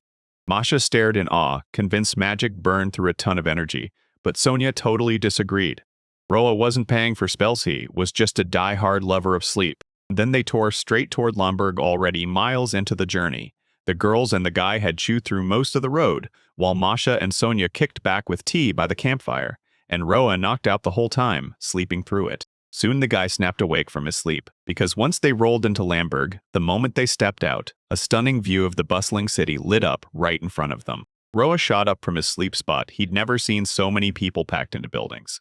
Masha realized the team was in Lamberg for the first time, and the reason hit them fast. Adventurers stacked in here because the city was loaded with requests. He tossed a thank you nod to the girl for the carriage, then told her they'd walk the rest of the way, and Masha agreed, pulling the cart to a stop. The moment he stepped down from the cart, he unleashed his magic, snapped the girl's stolen goods back to where they belonged, and Masha just stared, stunned with pure admiration. Then the girl stormed up to the guy, and Masha lit up the moment she realized Roa's magic actually worked, so she grabbed the chance and asked him to come with her, only for Sonia to cut her off on the spot, shouting that Roa was staying with her. Masha was devastated, but she was still on the move, which meant there was a real chance they'd cross paths somewhere else. Then the girl waved goodbye to the team, fully expecting them to invite her over once they'd become legendary adventurers, while Roa, in the same breath, also said goodbye to Masha. After hours of traveling, the whole crew finally barreled into Lamberg's tavern. Sonia couldn't wait. She leaned in to quiz Roa about the rooms in this inn, since they planned to stay a couple of nights, and they'd save serious money by sharing one room between two people. Once he heard the offer for the common room, he shot it down on the spot and chose to rent 2 rooms instead, even if it cost them more, because he couldn't see why he wouldn't do it, especially if she was okay with it. But Roa flat out refused, because if he did, he'd never get a good night's sleep in the morning. Still, he looked Sonia in the eye and declared out loud that he wouldn't let a beautiful girl like her share the same room with him. Sonia froze, totally thrown by the guy's words, and in the next beat heat rushed to her cheeks in a blazing, embarrassed blush. The girl clapped both cheeks in pure embarrassment. She hadn't planned for that. But the guy kept pushing his own stubborn focus, refusing to let her mind wander to the common room. Meanwhile, the inn's employee fumed at what they were doing. And yeah, they can even earn a living. Then next day, they're heading straight out to explore the dungeon. The guy promised the girl they'd cash out the dungeon loot after the run, so she had nothing to fear about money, and Sonia's Shalifal silent froze at his words. Then she muttered to herself that her plan had totally bombed. Rawa had bought it. He thought he'd finally acted like a real gentleman. Meanwhile, the guy had no clue why she was in such a sour mood. He just assumed she was dealing with a stomachache. The very next day, the weather turned perfect. The sun blazed overhead and painted the street in golden light, where low buildings sat in a tight line like they were waiting for something to happen. Sonia beamed at Roa, wished him a good morning, then told him the guild had slipped her some news while he was still asleep. The drank dungeon was outside the city. The young man clocked it. She was up early again, and when Sonia saw the guy's fresh hairstyle, she lit up and said he looked insanely dynamic. Waking up to that same style made him look like a whole new person. They pushed through a quick stretch and finally hit their goal. There it was, the D-rank dungeon right ahead, and the girl jabbed her hand straight at the entrance. The dungeon entrance yawned wide, guarded by towering columns on both sides, and the little team didn't even flinch. Sonia realized that even a D-ranked dungeon could feel worlds apart from the one she'd seen. Its whole vibe was different. And Roa couldn't help grinning because stepping into a dungeon for the first time always hits like pure excitement. The girl was so grateful for his rescue that she begged him, "Go, leave me here and run if you spot even a hint of danger." Sonia shut her eyes and swore she was ready for anything, even to lay down her life to protect the person who once saved her. The girl pressed her hand to her heart, locked eyes with the young man, and swore again and again that she wasn't sorry to sacrifice her life for someone else. But the young man wasn't having any of that. He snapped that he didn't need his partner's determination. And before Sonia could finish, he cut her off, insisting he absolutely wasn't walking away from her. No matter what, he lit up with inspiration and swore that together, they'd give it everything to clear the D-Ranks dungeon. Because this adventure was about to get seriously wild, corridors kept swapping in and out like a maze, and the whole space felt dead, just stairs and narrow passages, nothing else. Peering around, the young man realized the place was downright gloomy, and Sonia snapped that it looked exactly like a dead sewer, dirty water everywhere, and tunnels shaped like giant pipes. The girl blurted out that some dungeons skew the odds by who shows up, like the battles are stacked, and she had a gut feeling this one was crawling with water monsters. Roa stared at everything he'd just heard, realizing attributes were a double-edged blade. Good ones crushed the damage and doubled it, while bad ones chopped it in half. Roa clutched his memories and realized those fire spears and fireballs he relied on won't stand a chance against what's ahead. And the worst part?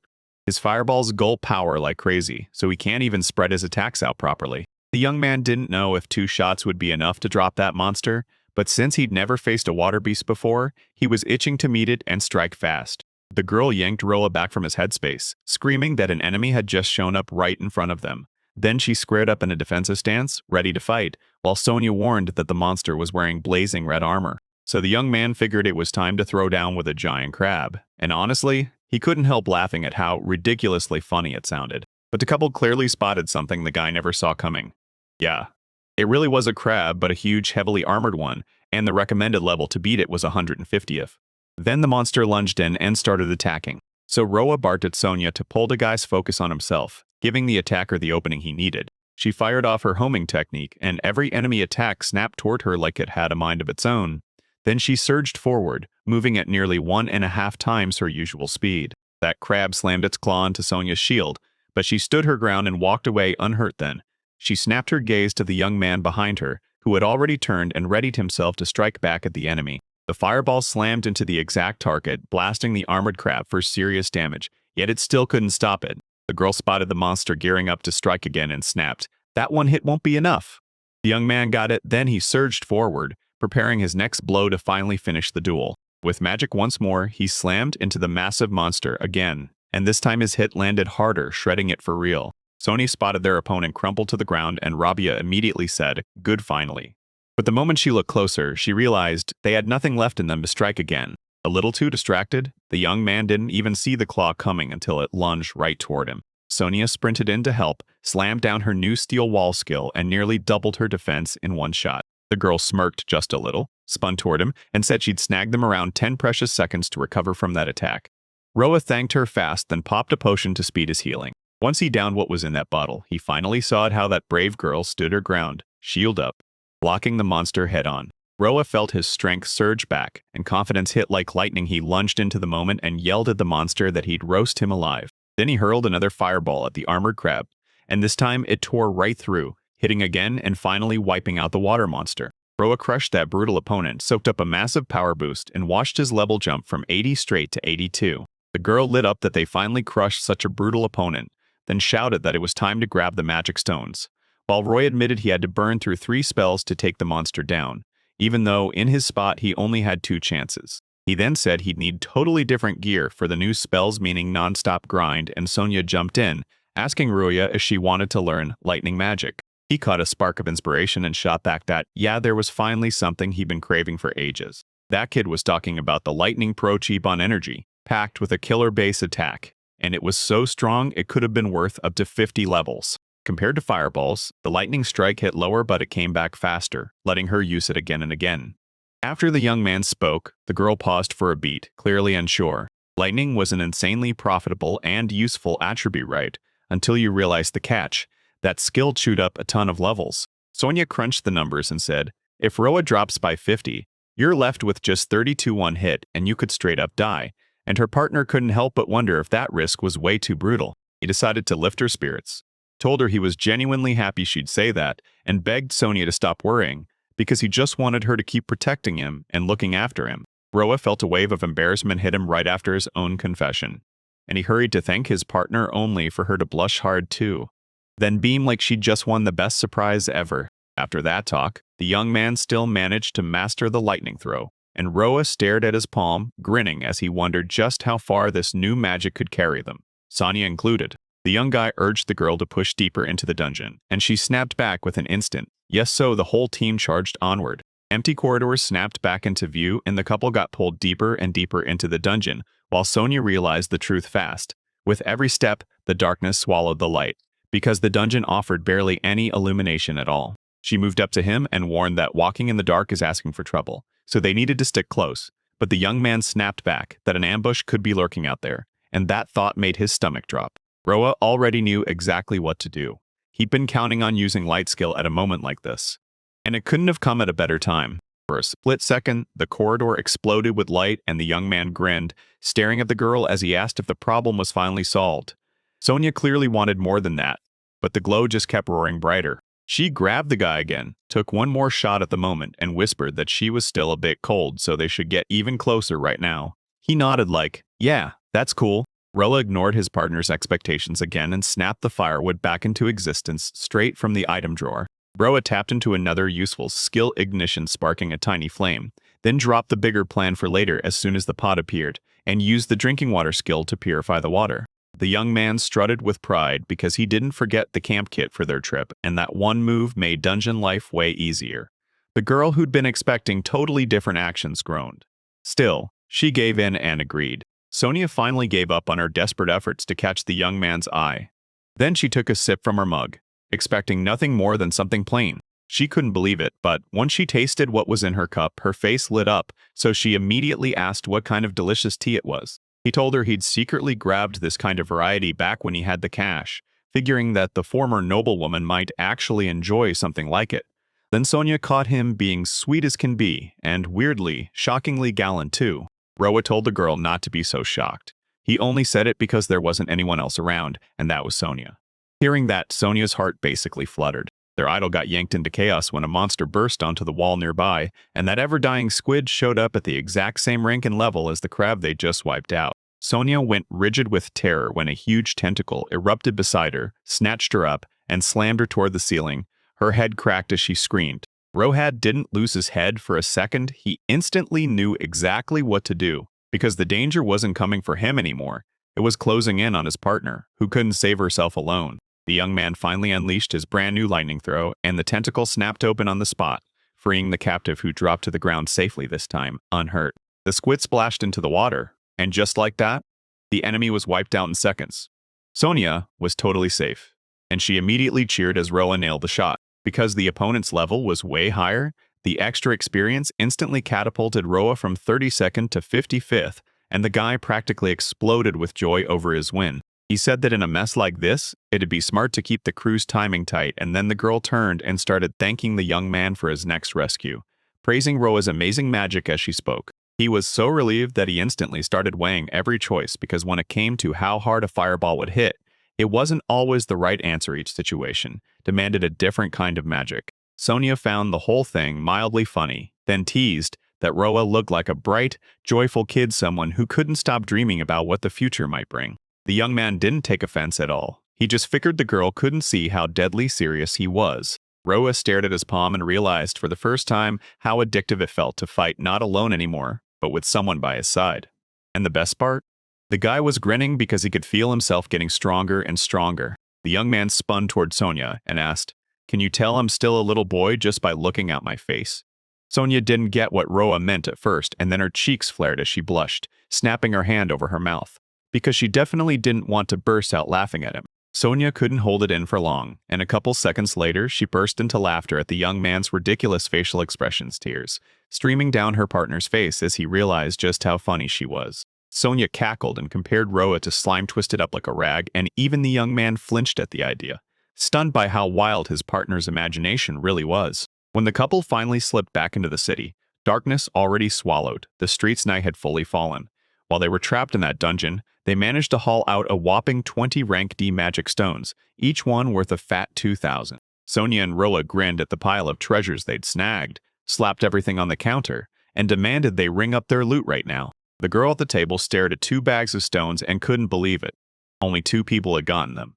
The employee shot back an apology, then demanded the couple flash their guild cards so he could confirm they really belonged. Roa gladly thrust the card into the girl's hands, but she took it like it might burn, still stunned that 2 people could pull off something this huge. Meanwhile, the employee studied the map from top to bottom, yet spotted nothing truly special. Roa watched the couple all over again, and the girl pressed him for proof. Were they really sure they'd been handed that many rank D magic stones? Roa didn't even bat an eye. He just said, "We didn't steal a thing from anyone."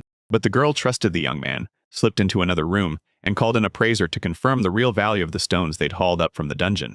Even though Roa kept a straight face, fury simmered inside him from being accused of theft and dishonesty over and over. He already felt like he looked weak, so Sonia jumped in fast, insisting, "That's not true at all, Roa. They told everyone they were E-rank adventurers and had just rolled into Landberg City. So, yeah, of course, nobody believed them. Because it's insanely rare for a tiny crew to pull off results like that." The guy looked totally defeated, so the girl grabbed his collar and yanked him back and forth to snap him out of it, insisting he was insanely strong. Then the employee apologized for the wait and rushed back to the couple with the appraisers. "The man's clearly suspicious, so we had to double-check. There's no way these magic stones weren't stolen." The man stared at the stones for ages, scrutinizing every detail to confirm where they truly came from. Roa and Sonia stood there, holding their breath as they waited. The young man fumed a bit, but the girl only smiled, certain they weren't lying. After checking, the man dropped a stone and stared the couple down, and that intense look made the girl and the guy's confidence wobble. After a while, a grin finally broke across the man's face. He said the stones could be stored away, and even though the magic stones gathered from monsters will eventually start to break down, that failure hasn't even begun yet. And those stone conditions? They meant one thing: fresh harvest territory. The girl with the glasses stared in pure shock. The moment she opened her mouth, she blurted out an apology for her behavior, her voice trembling with guilt because she'd never once seen people of the same rank as that couple get handed a payout that huge, and every word made Roa sink deeper into dread. Sony told the guy to scale back his order next time he plans to hit a new city, and the young man nodded along because he was in such an insane good mood that he ended up fighting non-stop. The girl at the table still felt guilty, so she shoved the coins forward and promised she'd buy the magic stones back for a bit more like real compensation. And Roa's eyes practically sparkled with pure delight. The man who loved those magic stones couldn't stop himself. He demanded why the couple was begging for money. Then Roa shot back that they just needed it to survive. Even though the mission started as pure money, he still had a blast leveling up, so when that guy heard it, a small smile tugged at his face. Without a second thought, the appraiser jumped at the chance and suggested Sonia and Roa go hunting for the monster lair next time. At first, the guy just couldn't wrap his head around why they'd come here until the man said, "Monsters love to gather, and you can sometimes find them in dungeons above the D rank. Still, you only go if you're sure you can handle it." Sonia stared at Roa and grilled him on what he really thought and whether they should even dare to try going to places like that. Roa didn't hesitate for a second and jumped right on board. He realized the higher the monster's level, the more experience he'd steal after beating it, so they had to reach one of those places. No excuses. Bursting back into the dungeon, they faced the same choking dark hallways and a maze of passages. Roa practically vibrating with excitement, begging his partner to tell him if she'd ever seen a monster's lair, and then hanging on her answer demanding how many monsters could be waiting inside. He flung his arms wide and told Sonia how many monsters he believed were already waiting for them, and Roa's dream was to meet them ASAP and tear them apart until Sonia grabbed the moment and pushed him to cool off, because he was slipping right back into acting like a little kid. She paused for a second, then said, "I've never met someone like that, but I'm sure wiping out monsters is the fastest way to level up." Rosa's partner was freaking out. Too many monsters would make Magic Room impossible to manage, but Roas just smirked and told them he was already at the end, scanning the skill list and spotting a bunch of spells they could actually use. Thunderbolt was one of his big long-range skills, but it came with a brutal price tag, costing up to 150 levels. And still it hit hard, blasting at least 7,000 damage while draining 400 units of strength every time he cast it. Sonia clocked that this magic sprawled over a huge area, and Roa chimed in that it didn't just hit wide, it also rained out a ton of basic damage. And yeah, he also clocked that the ability's rollback time and power drain weren't small at all. And worst of all, there weren't enough levels to even get Roa. Sonia remembered the cold truth. Right then, her partner was stuck at only his 101st level. No matter what, He didn't lose heart because there was nowhere to rush, and he'd keep leveling up step by step until he had the power to unlock that skill. While Roa dug through magic, he stumbled on one powerful discovery, exactly the kind of edge that could help him unlock the skills he needed. He pointed at a magic ring that set you back 50 levels, then supercharged your skill power by a massive 400 units. Sonia looked stunned and said that ring was absolutely worth stacking so many levels, for then the young man nodded without overthinking, dropped 50 levels on the spot, and muttered that he had no choice but to make the ring, and right after that, he started crafting. Right after Roa forged the magic ring, he slipped it onto his own finger and held it up in front of Sonia, basically begging for her reaction. Then she immediately clocked how good he looked in it, and before he could even blink, she decided she wanted to touch him. She blushed when she slid the young man's palm into hers, then looked up and said his hands were gorgeous, so a ring on any of his fingers would look absolutely perfect. The young man nearly blushed at the compliment, but he couldn't even speak, because right behind them, the eternally dying squid showed up again, the same one he'd already crushed in a single blow.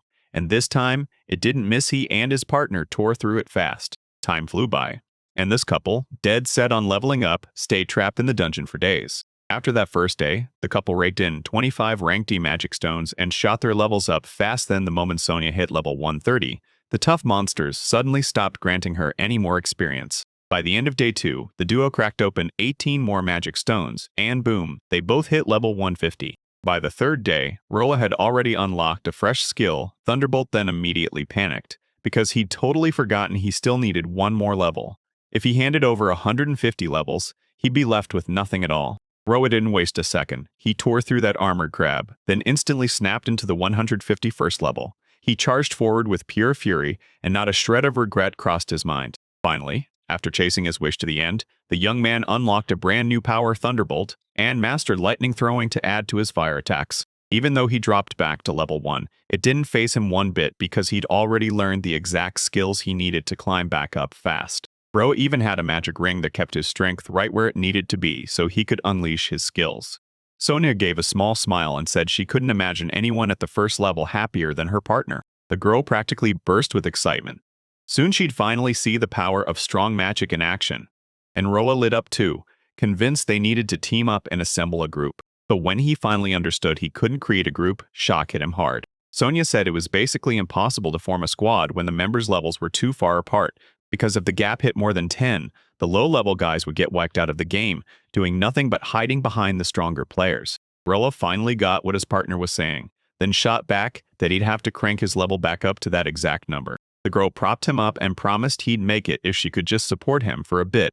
So she begged for a little time. Sonia grabbed her shield and declared she'd bring the monsters with her, so Roa could wipe them out without breaking a sweat. The young man smirked and said, 3 or 4 monsters is all I need, so the girl wouldn't have to gamble her life dragging a whole swarm back. While Sonia was gone, Roa stared at his numbers and couldn't believe how fast his levels had jumped back in the village.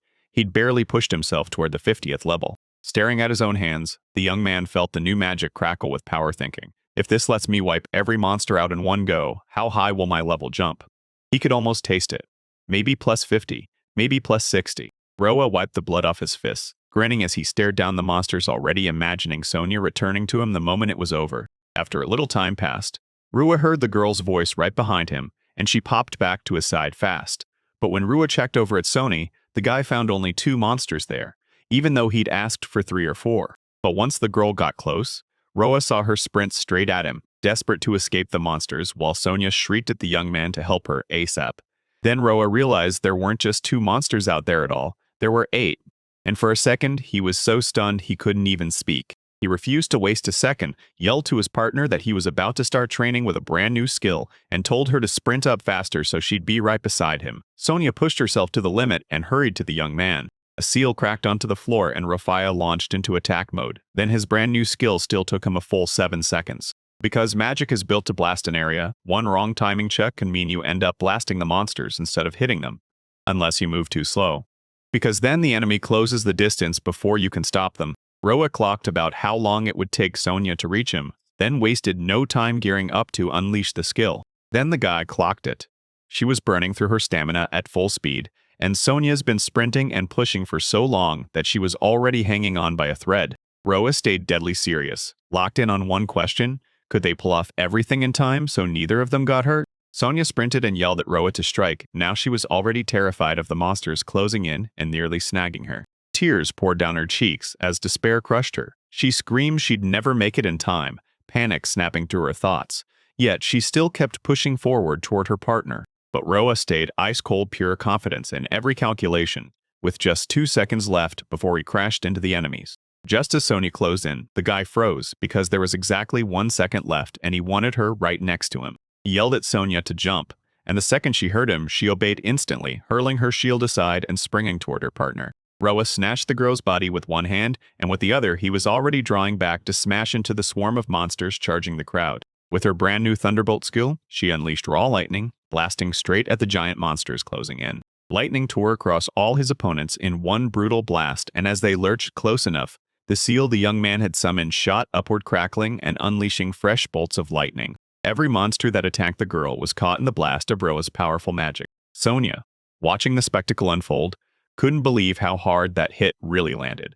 Her tears vanished in an instant, replaced by a shy blush, and when she looked at Roa, she saw just how locked in he was on their threat. After they wiped out every monster at once, new windows bearing the same traits as the young man burst into view in front of the couple, and Roa's power immediately started spiking, right before their eyes. Roa foils shot straight up to the 110th level, and in a blink, his health and defense skyrocketed, while the strength demanded to use his skills absolutely blew past everything he expected. Sonia was absolutely blown away by what she saw, and all she could do was gasp that it was incredible, while Roa grinned with pure joy, still unable to believe that right off the first level, he shot straight up to the 110th. Reality blew past every expectation. Then the guy's smile turned into a sweet blush, because the girl praised his partner, bragging that he'd wipe out 8 monsters with a single strike. Roa just said he was relieved nothing happened to Sonia and that she was okay, and the moment the words landed, Sonia's guilt crashed down. She shut her eyes, because she knew they'd been in danger all because of her, and it tore her up inside. The guy just reassured her that everything turned out fine, so she didn't have to worry anymore, and thanks to the girl's help, Roa walked away with a ton of valuable experience. Looking back, the young man stared at the floor and said they wouldn't have to worry about money anytime soon after all. The monsters left behind a mountain of magic stones. Roa didn't even bother shoving all the stones into a bag, so we just cast magic and locked them together straight in the inventory. Sonia went on raving that Roa was seriously amazing. Then she added that with Roa's magic helping her, cleaning her room would be a breeze.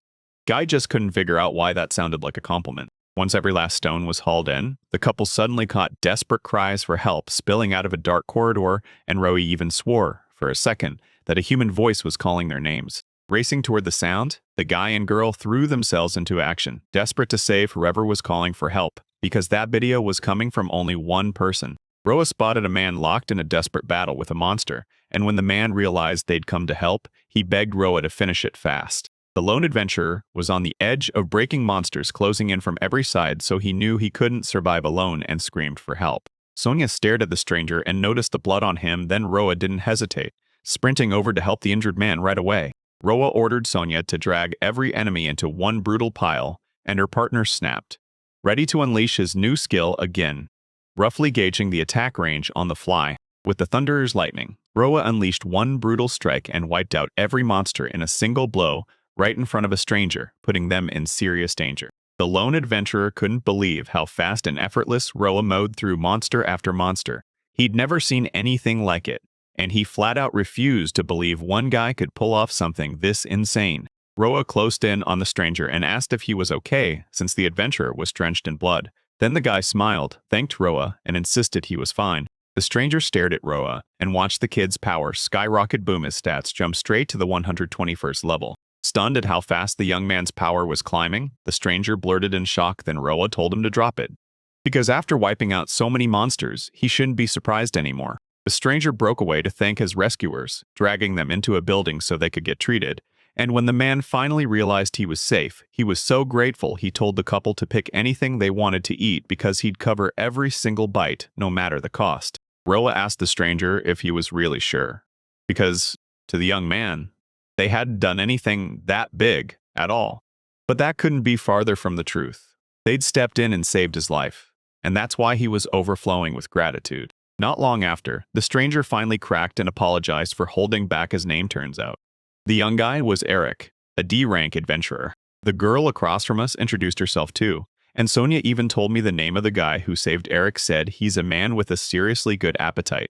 Roa blinked at that, but he didn't care. Eric spun toward the guy and told him straight up that even with his young face, this man was a battle-tested, hard-earned adventurer.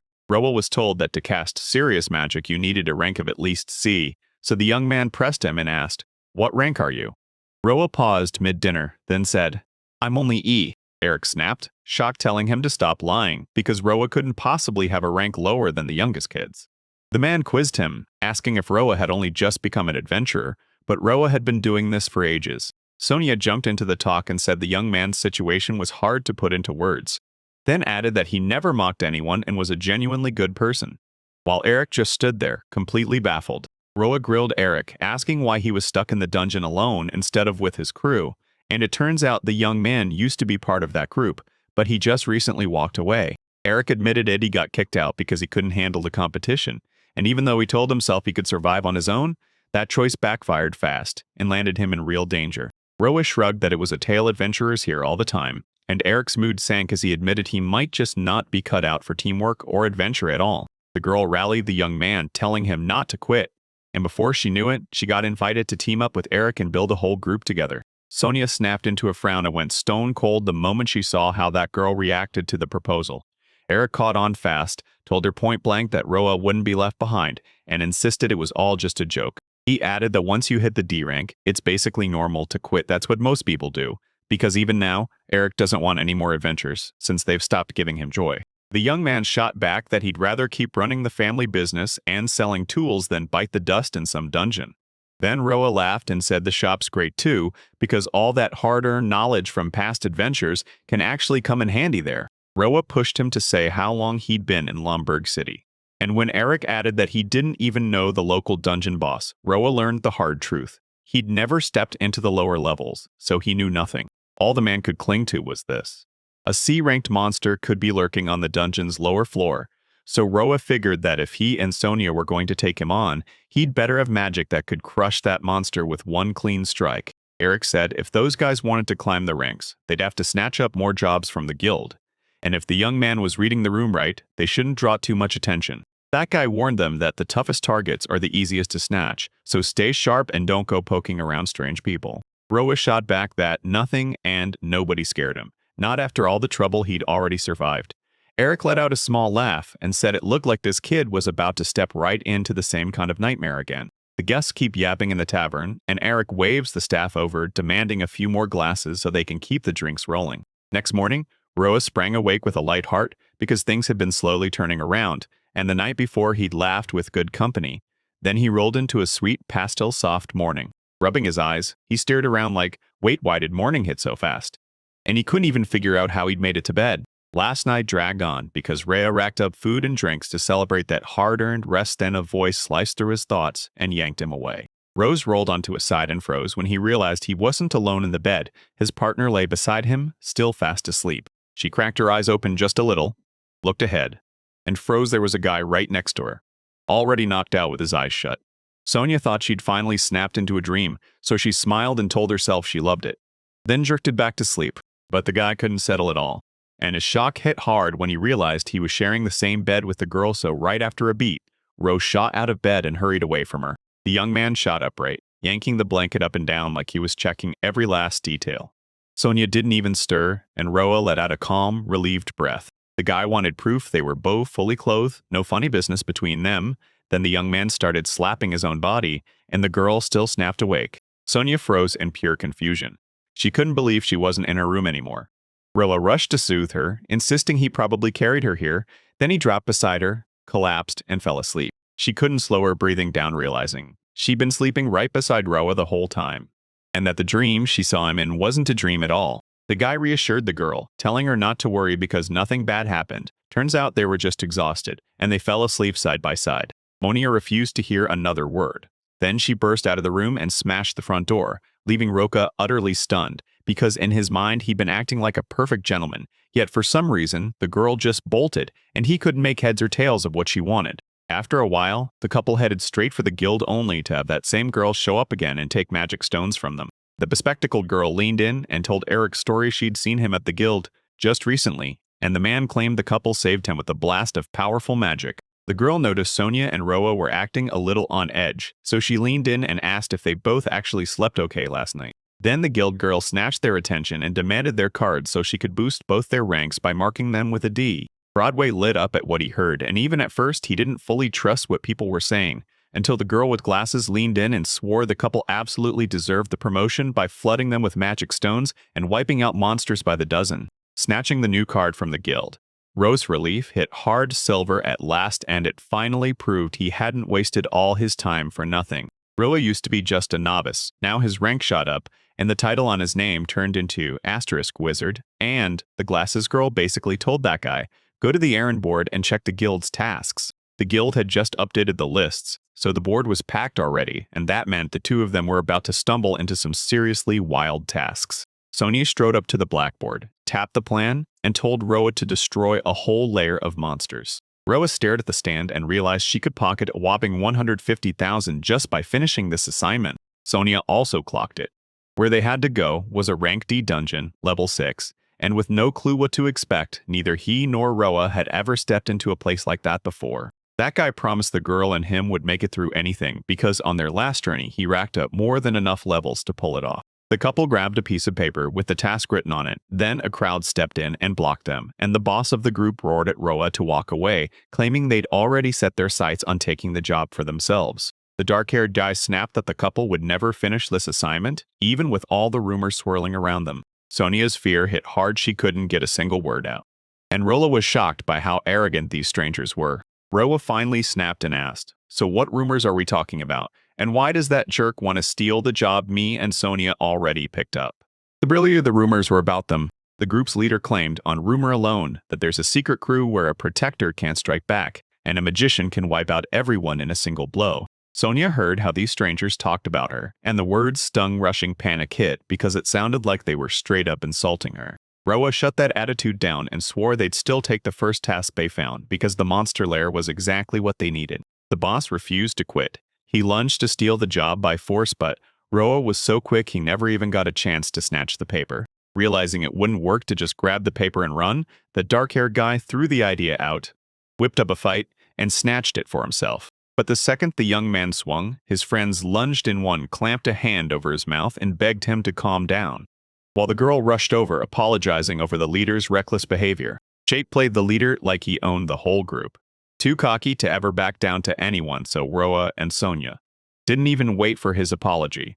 They pushed forward and decided to hit the mission as fast as possible. The second they stepped into the 5th-level D dungeon, enemies swarmed them and launched attack after attack without letting up. But the enemies never got close. Roa fired off his brand new range skill, lighting of the over rare, and zapped everyone back before they could touch him. Every strike landed dead on, and the duo bolted to the 6th level only to realize the dungeon wasn't empty at all, because the very group they'd met earlier at the guild was watching them from nearby. Jake refused to throw in the towel. He decided to bide his time, waiting for the moment one of the two would finally mess up. And that blonde-haired kid was furious. He couldn't stand that their leader kept forcing the whole group to go chasing after people. The dark-haired guy pushed his plan hard. Watch closely until Roa slips up and loses.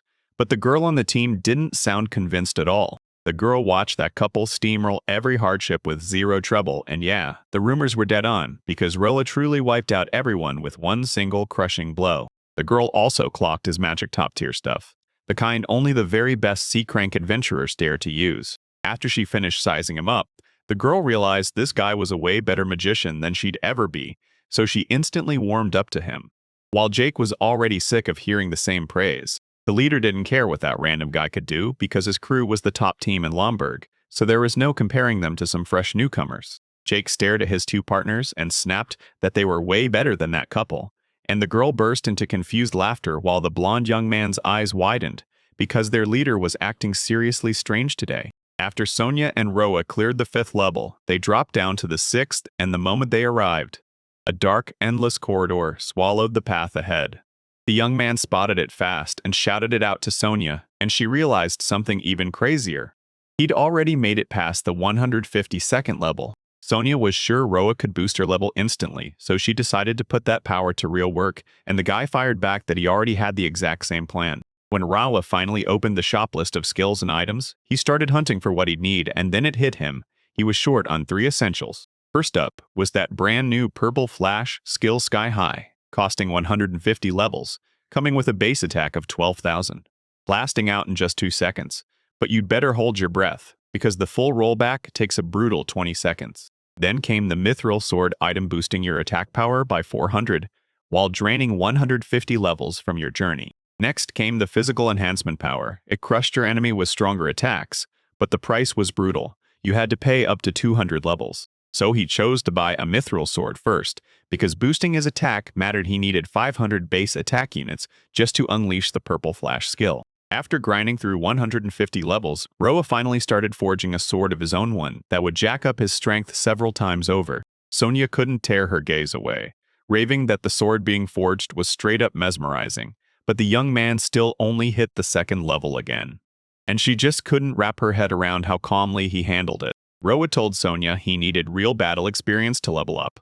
Then, to rack up more points, they split their little group because the only thing left was hunting monsters and crushing them.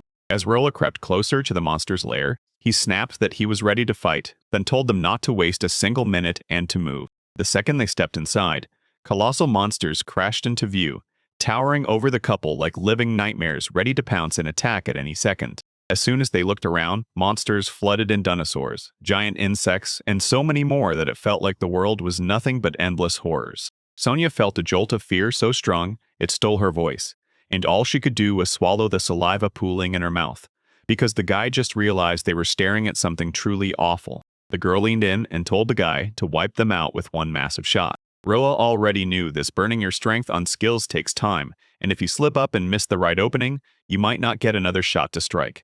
The guy got that truth the whole way through. Sonia promised she'd throw herself in front of her partner the moment things got too dangerous, shielding him as far as her strength would let her, and he snapped back that if it turned too risky, the girl would have to run, no waiting, no hesitation. The young man snapped his head up and screamed for the monsters to lock onto him. Then, no hesitation at all. They charged straight for him to take him down. The whole group watching that couple from a distance noticed something was way off. Jake stared at the guy and clocked it immediately. He was putting on a show, deliberately trying to pull their attention to himself. The leader knew this was pure death territory, and he even doubted Roa could survive all those monsters by herself. Sonia trusted her partner with her whole heart, but worry clouded her anyway, because he's stuck on the 2nd level right now, and that makes him way too vulnerable. But Roa stayed ice calm, laser-focused on a skill meant to wipe out his enemies, because one tiny delay would cost that man his life. Sonia stared at it all from the outside and realized, with only 3 seconds left, her partner had to pull off the attack because she couldn't help him at all. Even the crowd watching him didn't gloat. They looked sick with worry, fearing what might happen to Roa in a duel this deadly. With only 1 second left, the monsters closed in so fast it felt like defeat was already sealed. Right then, the guy snapped his eyes open and stared down the charging monsters. But he didn't panic, because the young man fired off the exact skill that had already saved him in battles before. The thunderbolt tore through the lair and blasted every monster in the pack at once, its discharge hitting them with overwhelming force so fast that nobody had a shred of resistance. The monsters fell one after another, and Sonia's face lit up with pure joy at what she was witnessing. She never once doubted that her partner would deliver. Even Jake was stunned by what he saw with his own eyes. No way he expected those guild rumors to be real. Seeing that Ro was totally safe and sound, Jake couldn't wrap his head around it, how the man pulled off something that was almost impossible. Roa stared at his hands just minutes ago. They unleashed magic so brutal it wiped out a mountain of monsters, and now his whole body trembled, still buzzing with the power from that victory. He clenched his fists, shot upright, shut his eyes in pure joy, and couldn't stop smiling because his level surged right past 140 again. But time kept ticking, and the level refused to stop rising. Roa even started tracking how long he'd let it climb. Once he passed 169, he finally felt it. This growth was about to end soon. After Roa slammed into the 175th level, the EXP just halted like the game couldn't climb any higher, and Roa nearly burst with pure pride and joy. Sonia was bursting with joy for her partner. He could slam down up to 168 levels in one go, wiping out a whole wave of monsters with a single strike, and she couldn't stop admiring him. Rua's partner whipped his arm behind her and showed him the monsters piled up, each one Rua had cut down. So now they could grab a mountain of materials from the hall. Roa saw the sheer size of what they'd gotten themselves into and knew they'd never have time to check every single monster. So he said, Grab only the rare stuff and we head home." Sonia nodded hard because the selection was already insane. While the couple hauled in the resources, the group trailing behind them couldn't find a single word to describe what they'd just witnessed. That white-haired kid couldn't believe it. How the guy on the second level crushed monster after monster and wiped out the whole layer in no time. Like it was nothing. In all of Lamberg, it felt like nobody could even stand close to Roa. He spun toward the leader and declared they'd never be able to keep up with this pair. While the young man could already feel Jake's rage, he still had to admit the obvious. The group's leader clenched his teeth and snapped back that he'd never even be able to admit some random guy was better than him. Jake refused to swallow that kind of superiority so hard, in fact, that he actually planned to challenge the couple to a duel, and the white-haired guy couldn't believe his ears. The guy tried to talk Jake out of his dumb idea, warning him that their power was way too dangerous, but after they wiped out monster after monster in one go, the group's leader shut him down and snapped that they knew the dungeon better than Sonia and Roa. And once Jake's band wins, they'll be back on top in this town at least. That's what the group's leader swears, convinced his plan is genius. But the blonde kid can't hold it in and snaps back that Jake's idea is absolute trash. After Jake pushed him to repeat what his partner said, the blonde kid hesitated and second-guessed himself, but still snapped that the leader had no clue what he was talking about. After a moment of thinking, he still figured Jake won't budge no matter what, so he saw no reason to stop right there. The blonde man told Jake to hammer out the duel rules himself so they wouldn't cause a scene or tank their reputation with the guild, and Jake nodded along, then asked her to let him hear what she thought. Dory, the partner, wouldn't even listen to what the guys were saying. She was too busy staring at Roa because she liked him like crazy. Staring the same way as Dory, the guy spotted Sonia and Dory had already grabbed every last piece they needed, and they were getting ready to bolt from the dungeon, so the crew rushed to grab what Sonia and Roa left behind. Back at the guild, everyone there stared in disbelief. How in the world did a whole monster lair get wiped out by just a couple of people? Then the big bomb dropped. Sonia and Roa were searching for someone to join their crew. She spun around, and Sonia told her partner she felt strangers' eyes burning into her meanwhile. The guy stayed ice calm, insisting it was only rumors flying back and forth about the two of them. He didn't want his partner fretting over this, so he quickly pulled her focus onto something else. Sonia stared at the guy, and there it was.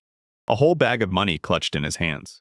He said they'd been paid $120,000 for the magic stones and materials, plus another $150,000 for finishing the job. And just like that, they already had over $800,000 in total. Sonia felt this weird relief. No money to worry about. And Roa did too. Like something in him didn't quite fit. Still didn't solve the real problem. This young man had zero clue what to do with a sum that big. After mulling it over for a bit, the guy finally locked onto a plan for where to drop all that saved money. Because deep down, he'd been craving one thing for ages, and was ready to try it. Turns out the guy wasn't wasting cash. He was hunting down the perfect meal. A massive meat feast. The girl grinned, stunned by how mouth-watering that meat looked on her plate, and Sonia admitted she hadn't tasted anything like it in ages. Then he rolled his mind around it, stared straight ahead, and stayed completely silent. Sonia noticed her partner lost in thought, sprinted up to him, and asked what was wrong. She even figured Rawa was about to burst into tears with joy, but he just grinned and told her he wasn't crying, so Sonia didn't need to laugh. Roa said that meat's taste won't make him break down anymore because he's not the same guy he was back then. He swore he could beat his old self. Sonia watched the young man grab a fork and knife and finally blurted out the question that's been nagging her. She flushed with a shy blush and still asked her partner, "Can you really hold the cutlery properly?" Roa instantly blushed and spiraled in embarrassment, darting back to the wall because the truth hit hard. He never even got a chance to use cutlery. All his life, he'd been tearing into grass and beetles with his bare hands. And that girl? Her question left her feeling just as awkward. Sonia reassured the guy that everything was totally fine because she didn't want to make him feel embarrassed.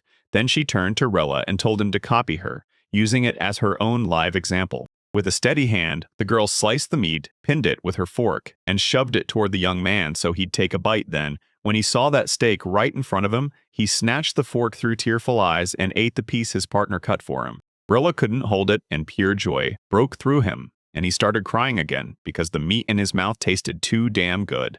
Sonia then leaned back and said she finally recognized the former young man. Roa still didn't repeat after his partner, so he just stabbed a chunk of meat with his knife and chomped it however he pleased.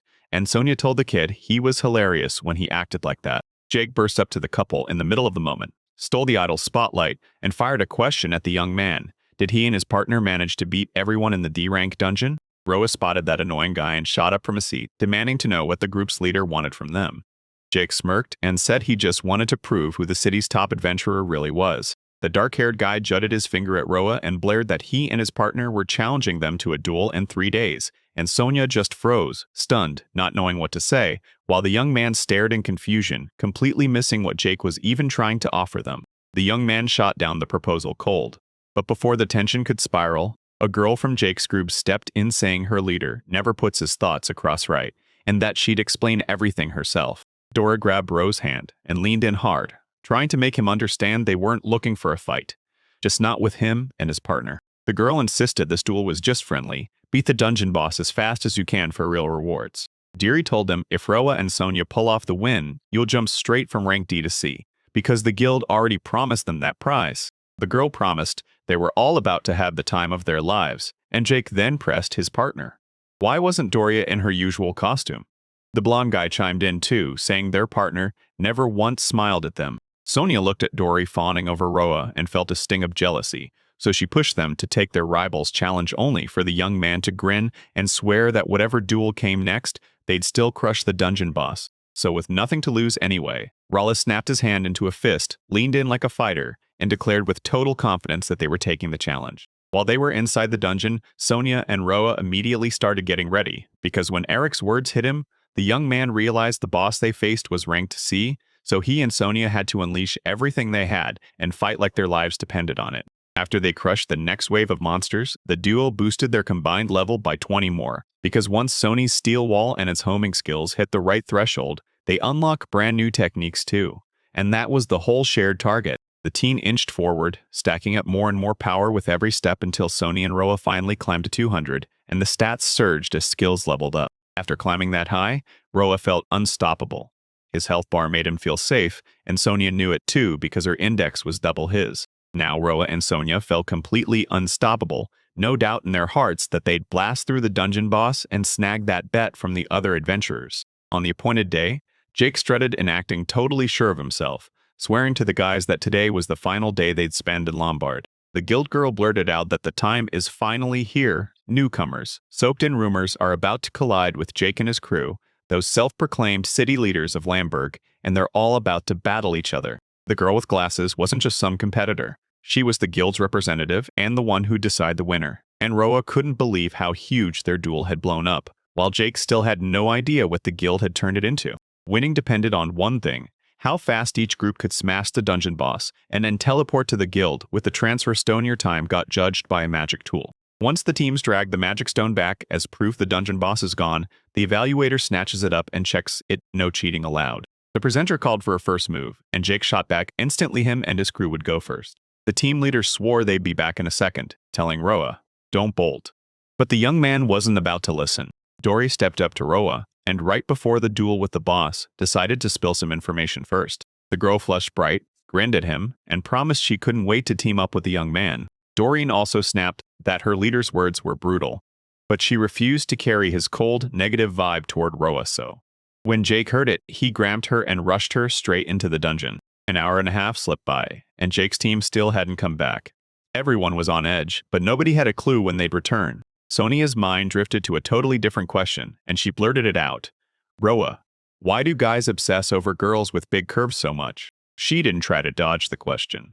She went straight at him and asked if he personally liked something like that, and he just shrugged and said it all comes down to the person and their own tastes. Roa flashed a smile and said he only ever prefers someone who looks like a dream, because fighting her is always fun and wildly interesting. Then the girl lit up, and her partner's cheeks shot red, but she never got a word out. When Rowan looked back, he saw people nearby erupt into shouts that Jake and his team had already come back from the dungeon. Jake even strode along with a swagger beside his teammates, until someone finally demanded how long they'd been trapped inside. The presenter snapped back that 1 hour and 32 minutes had already gone by, because a dungeon run usually takes around 2.5 hours, and this crew kept pace like they meant business. Guild members rushed up to Jake, throwing congratulations his way for the incredible result. But the group leader brushed it off with a cold, simple reply. "Nothing unusual at all." Jake Grind and his partner came into view, and Jake flashed a grin, saying the record he set would be brutally hard to beat. "So you've been thinking it over, since an hour and a half is a solid gauge, yet Roa's on edge too." because last time it took them a whole hour just to reach the lower floor. Even with all those tough hurdles, the little crew didn't flinch. Sonia and Roa were sure they'd clear the dungeon boss faster than Jake's team. As they pushed inside, a lizard fighter burst into their path right when the group was at level 150. Sonia cut loose to distract the monsters, and Roa seized the moment to strike them down. Right after a shouted order to duck, the girl instantly obeyed. They crushed the monster using the Thunderbolt skill, and Sonia kept reassuring everyone they were holding it together and moving at a solid pace, while Rawa understood they had to sidestep the enemy whenever they could to save every second. He praised their duet and told them that he and Sonia were finally starting to cope. And Sonia herself backed it up with a nod. Then Roa's partner chimed in. "We haven't even had much time together yet, so when we hit our full stride, that win is going to be brutal." He was pumped with enthusiasm, but he knew they couldn't drop their guard because the dungeon boss was still waiting for them. Sonia nodded, flashed a smile at Roa, and made it clear she totally got it. She just wanted to prove to all those jealous doubters how awesome they really are. While the couple were gloating over their perfect victory, a new monster loomed nearby ready to strike, yet holding back and refusing to attack them. When Sonia saw the monster closing in, she yelled at Roa to snatch him immediately, and right after that, the lizard broke down in tears, because not only did they have to face him in a fight, but a girl had also ditched him just yesterday. After they finally dropped all the way down to the last 6 floors, the couple spotted the entrance right where the dungeon boss was waiting to smash their plans. Roa asked Sonia if she was ready to head there with him, warning that the boss would most likely be a C rank, and Sonia shot back that he had nothing to fear because they'd never lose. The guy lit up with confidence and swore everything would be okay for them, so they better stop wasting a second and rush into battle right away. As they burst into the room where the dungeon's main boss waited, a kelp shot up in front of the couple, massive, unicorn-shaped, and weirdly majestic. The win level was level 400, just like Eric warned. And sure enough, that monster's rank was safe. The moment he spotted those uninvited guests, the monster lunged straight for them like swiping easy prey. Sonia snapped a shield up in front of her and fired off her skill. Steel wall. Then the monster lunged, only to get thrown off, fighting tooth and nail to smash through the protection she'd just sealed in place. Next, Sonia unleashed her second skill, homing so all the monster's crushing power locked onto the shield, but when the blow slammed into her armor, it couldn't break her, because Oa's partner stood his ground and shielded the guy from everyone else's attacks. The young man gushed to the girl, and in his head he realized no matter how high that recommendation level was, Sonia could still slap back, turning the odds and nearly doubling it. He chose a spell that snaps off in just 2 seconds and bites with a tiny radius, but Ro was convinced. "That's all I need." Clutching his sword like his life depended on it, the young man snapped one of his skills into place and drove a spell straight at the monster too late to react. The monster could only watch as his attack slammed right on target. That brand new purple flash move packed a monster punch, so Roa used it right on the dungeon boss, and the instant the hit landed, the boss crumpled, sealing a win for the two of them. After the monster finally dropped, Ro's power surged back, his level shot up to 270, and he earned the title, Conqueror of the Landbird Dungeon. Because he got that special rank, the power needed to use his skills shot up by 300 units. Roa didn't see it coming, but he was thrilled anyway with the sweet bonus. Sonia lit up with pure joy at how effortlessly they took down those C-ranked kelpies. Roa clocked the purple flash's base damage at roughly 12,000, and if the attribute hits right, it rockets to 24,000. That new skill's power was straight up devastating, and he reminded everyone, don't miss it. You've got to grab the magic stone first, then step back outside the barrier and hit the transfer stone to get back out. Sonia's cheeks flared as she wondered, half panicked, if they could actually pull off a sure win, because this feeling in the air was just plain weird and impossible to explain. The girl spun around and snapped his name, pulling his attention away from the materials. Then she pointed at the exit and whispered that something was seriously off, and when her partner caught on, he saw the barrier still sat there, even though it should have vanished by now. Roa spotted the barrier standing there and couldn't wrap his head around why it wasn't working, especially after they'd already wiped out the dungeon boss. Then a few seconds later, Sonia snapped her gaze up and finally revealed what was blocking the barrier from opening. Rua jerked his gaze upward and spotted something that made his partner flinch. There was another boss lurking right on the ceiling. Turns out the dungeon was hiding yet another monster. But the ghost of the pirate William Kidd was on a whole other planet. He basically called for the thousands level to stand a chance, and his boss rank was B. Roa stared in disbelief. He'd never seen monsters like these before. And Sonia couldn't breathe easy either, because the level they needed was way higher than the one she'd cleared with her partner. There was zero time to process what was happening. William's ghostly pirate kid was already sprinting into the fight and tearing into his opponents. Roa froze in total confusion, right as the monster locked onto him and charged straight in, leaving him zero time to activate a single skill. Sonia rushed to her partner's side, then fired off her homing skill to yank the opponent's attention away. The monster didn't even flinch at the girl, like she didn't exist at all, while that pirate ghost, William Kidd, seemed locked on the young man, ready to fight and nothing else. Sonia yelled to her partner that her skill had totally died out and she just couldn't figure out how Roa was supposed to save them. He realized the monster was hunting him on purpose, but he still couldn't make sense of it. Why would William's pirate ghost slash in with a sword, trying to tear into the young man? Roa snapped into a defensive stance, swinging his sword to block every attack and refuse a single hit, while Sonia shrieked in panic, completely unsure what to do. Outside, the presenter checked the clock and announced that 45 minutes had already passed since Sonia and Roa slipped into the dungeon, and the girl with glasses stared on, worried because there still wasn't a single sign they'd be coming back anytime soon. Jake gloated about how they could have been trapped right from the start, and Dory snapped back furious, insisting they'd crushed that couple by a huge margin. The group's leader snapped, turned to his partner, and demanded to know what side she stood on.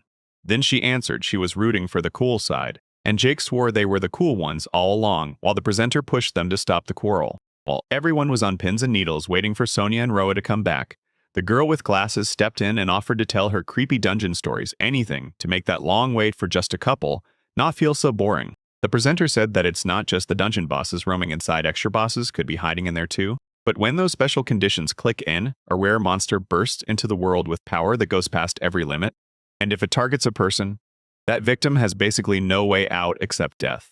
Jake heard that, went pale, and trembled like crazy. The presenter swore there were zero reports of any extra bosses popping up in the dungeon yet, so Jake didn't have to panic still. Jake was already shaking and begged him, "Don't scare me like that anymore." Meanwhile, inside the dungeon, a violent showdown raged between the young man and the ghost of the pirate William Kidd, and somehow they triggered special conditions, summoning an extra boss out of nowhere. The monster refused to back off and slammed into him again and again, driving harder and harder as the guy fought with everything he had to block the sword. It was brutal because this young fighter rarely even stepped into close combat, and getting forced to face swords head-on was terrifying, so he leaned on his usual skills and magic, and that's what carried him to the win. The extra boss stayed stone serious, and Roa's strength kept draining fast until he could barely fight back. Roa clocked the B-rank monster ahead, and the moment it landed a single hit, he knew it would wreck him with pain beyond anything he could bear. That young guy had already tried to make the stone they handed him actually move, but nothing happened. So his only way out was to throw hands and fight. Roa also realized he was only level 270, way too low compared to the level you're supposed to have to beat the ghost of pirate William Kim. Sonia yelled at Roa to stay back, warning him that if the monster got too close, the young man was done for. Once he pushes the distance even farther, he'll finally unlock his deadliest move, the one that crushed every monster that came before. The young man took his partner's advice, spun around, and sprinted the opposite way anything to get as far from that extra boss as humanly possible. Roa bolted away and slammed the lightning thunder skill, hurling a deadly charge straight at the ghost of pirate William Kidd, but the added boss snapped aside with ease, so the lightning never even managed to land a hit. Sonia stared at what had just happened, swore Roa must have missed, and couldn't figure out why the young man couldn't land a single clean attack. Roa froze in total disbelief, because this was something that just couldn't happen. When lightning was unleashed through the skill, it moved so insanely fast that dodging it was basically impossible. The very next second, the ghost of pirate William lunged at Roa and smashed him in the stomach with a brutal strike. He definitely didn't see that coming, so he barely even had a second to react. Then he got blasted to the other side, smashed into the wall, and let out a blood-curdling scream. The moment Sonia saw what happened, she erupted in a scream because there was nothing she could do as her partner was thrown right back into danger, and that extra monster wasn't backing off at all. It was already charging in for another savage attack. Sonia scrambled back up to the exhausted young man, and the girl went for her skill again, raising her shield. Just as the ghost of pirate William crashed into it only, Sonia realized he'd switched his target and was now aiming straight for her. She bolted from the extra boss, then screamed to her partner that she'd stall for him so he could push through his recovery. Roa couldn't make sense of what his partner was saying, because he straight up had no wound healing skills to back it up. Rowan felt it one more hit and his life would be over. Roa stared, searching for the right answer, and deep down he knew one day he'd have to face a brutal situation, but he never imagined it would hit this hard. Watching Sonia fend off yet another boss, the young man's mind clicked this, had to be some kind of real test. If you fail it, you'll never learn to master all the magic. Eric's words hit Roa's mind, and she realized most adventurers bailed the moment they hit rank D yet. This dude was clearly the type who'd never stop there. That young man tuned back in, refusing to quit on the spot because one streak of bad luck didn't mean the whole game was over. Roa figured there were only two reasons he couldn't land his hit. Either the target was just too far away, or that young man charged in with pure reckless nerve. Even if Roa slams another boss from his blind spot, the monster snaps right into a counterattack. But that can't happen, because the young man only has one hit left. And if it fails, he dies. Grabbing a sturdier sword, the guy realized there was zero time to hesitate, so he braced himself and started parrying every strike, while Roa forced his decision to keep fighting with the blade, knowing he'd be thrown into brutal close-quarters combat. Luckily, Roa already knew he had the exact kind of magic for a moment like this. He can drink then, the body. But he hasn't learned it yet, even though he's been eyeing that skill on his list for a long time. Roa drained the potion from his item box, and in the blink of an eye, strength surged back into him so he could finally fire off those skills. After downing the potion, the young man busted his way through 200 levels to unlock his brand new ability Body Strength. After he carved the seal into the floor, he slammed his sword down to activate it. And boom, the power hit its max, multiplying the effect to 3 times the size. After he unleashed his power, his attack and defense shot up to triple strength, and suddenly, fighting back felt possible. Magic guzzled 10 units of power every single second Roa poured into strengthening his skill, so if the boost stayed the same, the cost shot up to triple, meaning Roa only had 34 seconds to unleash his attack. He forced himself to calm down and focus, because he wasn't fighting solo, his partner had his back and helped him every step. If the young man escapes the grip of the ability's effect, he can be sure Sonia will swoop in and help him recover. Roa burst out of his tiny hiding spot and snapped, "Sonia, cover me!" because he was about to strike. Sonia just couldn't wrap her head around why he picked close-quarters combat instead of firing from a distance. Roa sprinted straight at the ghost of pirate William Kidd and declared it was time for round 2 when the 70th level would go to war against the thousands. Sonia stood right behind two figures who were about to clash, while the extra boss towered up near the ceiling just waiting for the exact moment to strike. Roa was all set for battle, gripping his sword with both hands and refusing to look away as he faced the same enemy a second time, while the ghost of pirate William Kidd stared him down and lifted his own blade, lining it up straight at him. Just like that, metal screamed through the arena, and the blades crashed together in a brutal duel. This extra boss didn't hold back at all, and Rohit fought tooth and nail, repelling every incoming strike. When the monster came crashing in again, Roa stopped himself from going wild. He dodged the opponent's lunge and snapped a clean counter right back, parrying and landing a return from someone else's sword. The duel raged on with no retreat in sight. Pirate William Kidd's ghost never even blinked, slamming into the guy nonstop. Brewer knew you can't just rush an opponent like that. But then the second round flipped everything, because the monster finally couldn't smash the young man into the wall anymore. Roa picked the perfect second, locked eyes with the enemy, and knew this was the time to strike, because their defense drained their power, leaving them weak without even landing a hit. Roa waited for the perfect beat, snapped his blade aside to parry the incoming strike, and right after that, he surged forward and slashed back with his sword. Because he read everything right, the blow slammed straight into the enemy and ripped into him. William Kidd's ghost took a hit and stumbled, but it sure wasn't going to be the one on the receiving end of a single sword strike who paid with his life. Roa realized that strike barely scraped the surface, but he still pulled it off, and for an uneven brawl, that tiny hit was a massive step forward. This young man went stone still serious because right now the fight was life or death. Yet he couldn't make sense of one thing: why he craved that adrenaline hit so badly. After a quick stumble, the extra boss shook it off and surged back into the fight, hammering the guy with fresh fury, yet every swing landed just short, because Roa calmly parried every blade that came at him. The kid actually started to enjoy sparring with someone that brutal, but he knew the real danger: his power was burning out fast, so he had to end this fight right now. Because Roa wasn't locked in all the time, his opponent slipped out of view, and when Roa finally noticed, they were already right behind him. Rokanov never saw it coming. Confusion hit him hard, but then he remembered one delay could mean death. And with the ghostly pirate William Kidd closing in from behind, he realized he wouldn't even have time to block. Then his loyal assistant rushed in, throwing up a shield and shielding the young man with her own body, and Sonia unleashed her homing skill again, saving them from disaster. She wore pure calm like armor, not a flicker of fear for her brutal opponent, because all she cared about was guarding her partner, the only one who could bring down that monster. Sonia clutched her shield tight, and even when the opponent's blow crashed in, she didn't break. She roared with strength because that's how she'd earn her place in Roa and their shared victory. She cheered when her skill finally clicked, then realized the homing trick only works up close, and that's why the last time she couldn't pull it off right away. Sonia told her partner she probably couldn't block those brutal attacks for long, so the young man had to be treated ASAP while this opening still existed, and Roa thanked her for stepping in to help. But the young man quickly noticed the girl was already wiped out.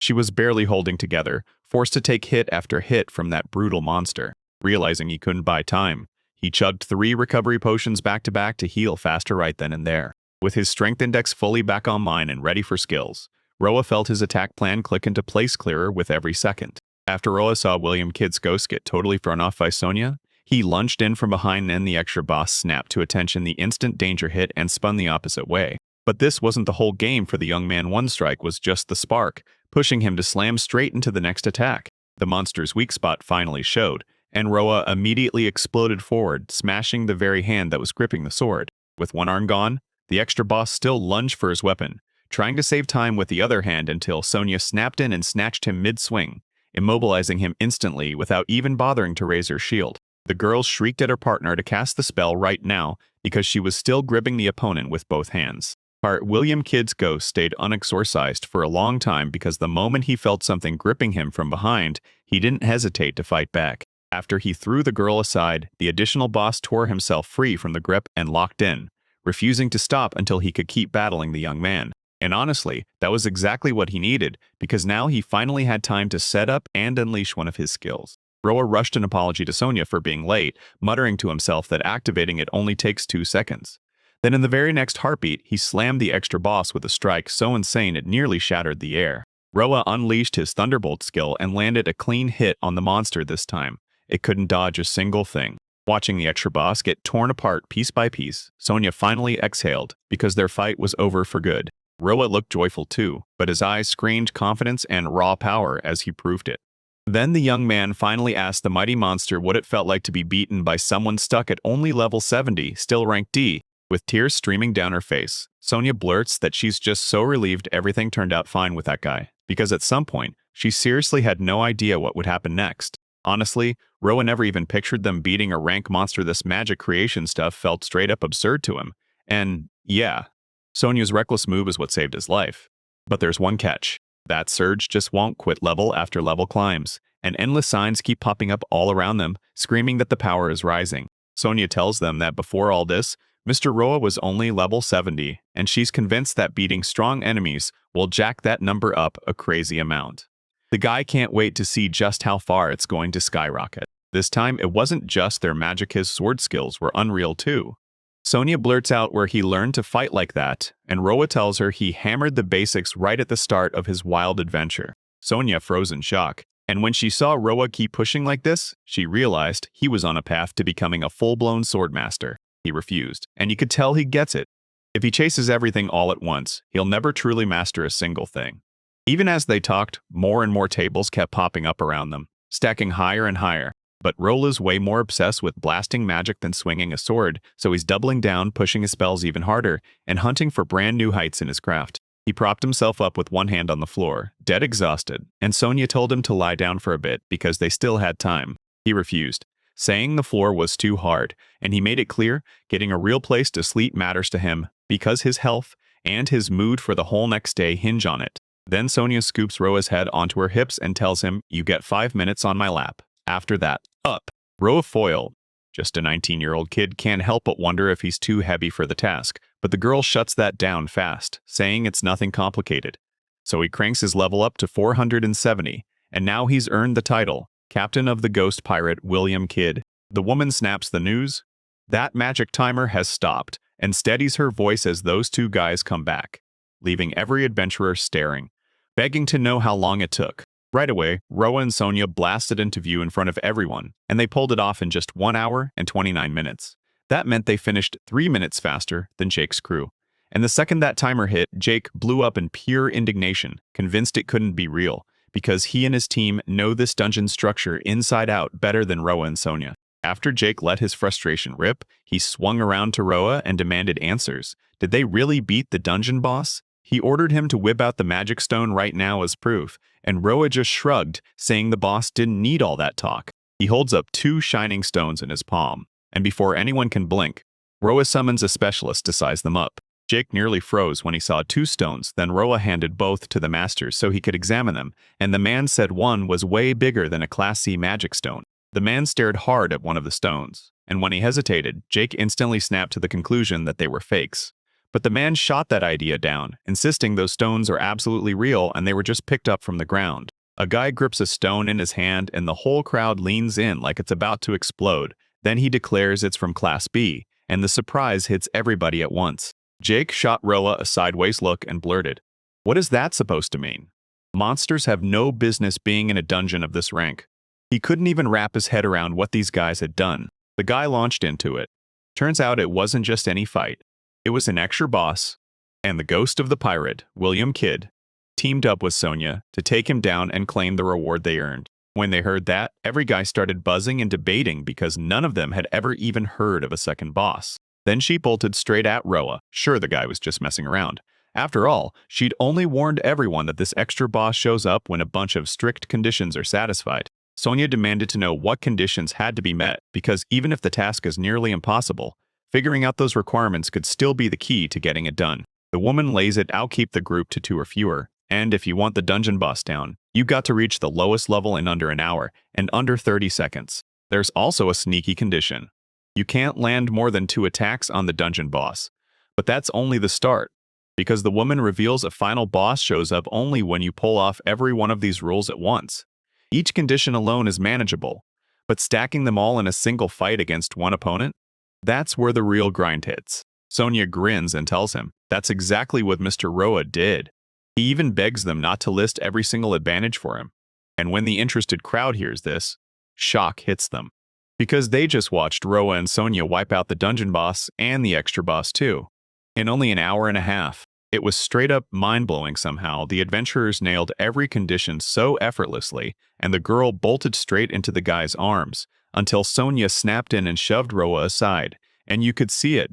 Sonya worked her hardest to shield Roa from every kind of fan, all while trying not to show just how fierce her feelings really were. The guy on the sidelines finally admitted it was a total loss. Roa knows Jake is furious, but he's pushing for Jake to see the truth and stop missing the point. Bitter tears spilled from Jake's eyes, and he knew it had to be brutal still. He was just glad the guys were okay. Then he ranted hard about how he cries like a man. Jake finally cooled off, strode over to the guys, and admitted he'd underestimated them. Then hung his head, mortified that he'd mocked them just because they were new. Roa told him to drop it and not stress because Jake didn't look anything like Carter. This one was totally stubborn. The guys clapped hands, and Roa grinned as he said he'd had a blast today. Sonya and Roa pushed into the sea of people, getting bombarded from every side. "Are you hiring new members?" And, over and over, "Tell us the story of today's battle." Especially the part with that extra boss. Jake shot up and told everyone to clear out fast, like, "These guys are drinking with us today." Then the girl grabbed Ro's hand and dared the guy to come with them, while Roha was secretly praying he'd make it home tonight and finally crash for some sleep. So the guys finally crashed for the night, and Roa insisted it still mattered to meet up like this every so often, because at that table they were laughing nonstop, trading stories from their crazy trips while they kept the drinks coming. It was way past midnight when someone tried to sneak into Roa's room.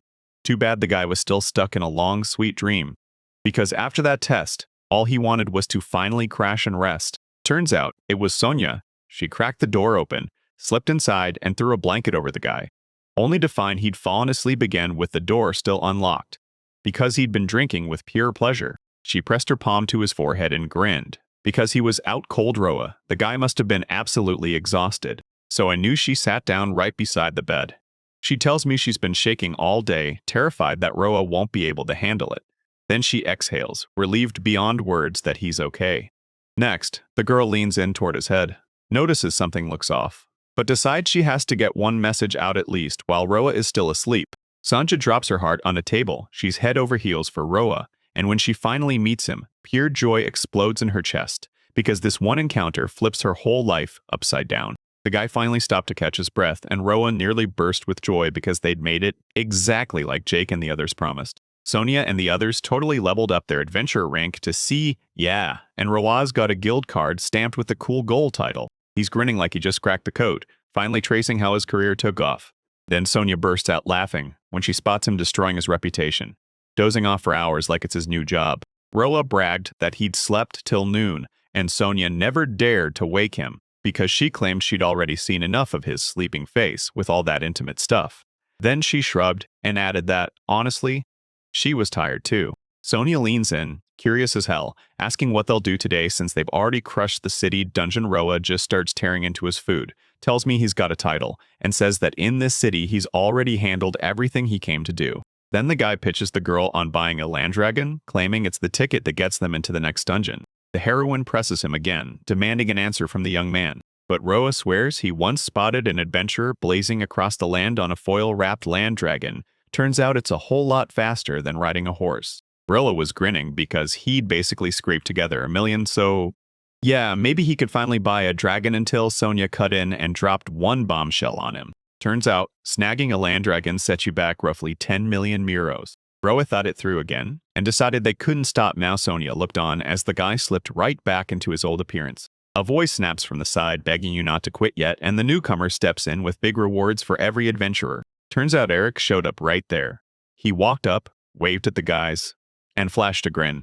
He claims Sonia and Roa are crawling with rumors, and he swears he even heard the guys just took down the extra boss. He pointed out that people were already buzzing about this news in his store, yet Roa just stared like, wait, Eric has a store? Because way too much time has passed since they last met, and everything could have shifted in the meantime. He didn't just hint at it. He confirmed it straight up, telling the guys he'd quit being an adventurer and opened a tool shop instead. And today, he showed up at the guild to clear every last formality, with Eric so relieved he finally got to see them again. Eric totally wants to thank them for the help the guys gave him, and he's begging Sonia and Roa to slip him a free minute so they can swing by his store. The guys burst outside, and Rowan's eyes widened. This didn't look like a store at all. It looked like a stable. Eric nodded hard and said, yeah, it is a stable. He didn't even try to brag, but then he let it slip. His family ran a seriously successful business. Adventurers and travelers are suddenly in huge demand. And to make it even better, Eric's family is packed with horses and land dragons. Eric strides to one of the stalls, yanks the door open, and a massive land drag roars right there, so the guy tells him he'll hand it over to the guys for free. Roa and Sonia froze at the suggestion, wondering if Eric really planned to pull off something like this. Because not everyone gives away an expensive pet that fast. Eric said the other guys can't act shy because their hesitation was wrecking his life, and then he added that this land dragon is one of his absolute best. Eric ran his hand along the dragon's cheek, and the creature melted eyes shutting tight like it loved every second. Confident Roa would handle him. Eric straight up decided he was done with the pet. Eric told them that ever since he dreamed of becoming an adventurer, this dragon had always been by his side. And if it's finally flying with the guys now, then Eric's dream is about to come true. Roa and Sonia were stunned. Then the dragon suddenly strode up to the guys, dropped down fast, and started fawning over them like they were its favorites. Who would have guessed that a creature so huge could be this gentle with a human? Roa clocked that the dragon was oddly friendly, then grabbed a fistful of grass and offered it like a peace treaty. Sonia clocked that Roa was already loving every second, while Eric was convinced the dragon and that guy would hit it off. Eric even told him he could name the dragon however he wanted, and Roa remembered he'd heard Yao's sound before. Roa picked the dragon's name, Yao Yorozu Inferno Justice Killer. Then boom, someone rushed in and told him that name was awful. Sonia leaned in and asked Roa if she could give the dragon a prettier name.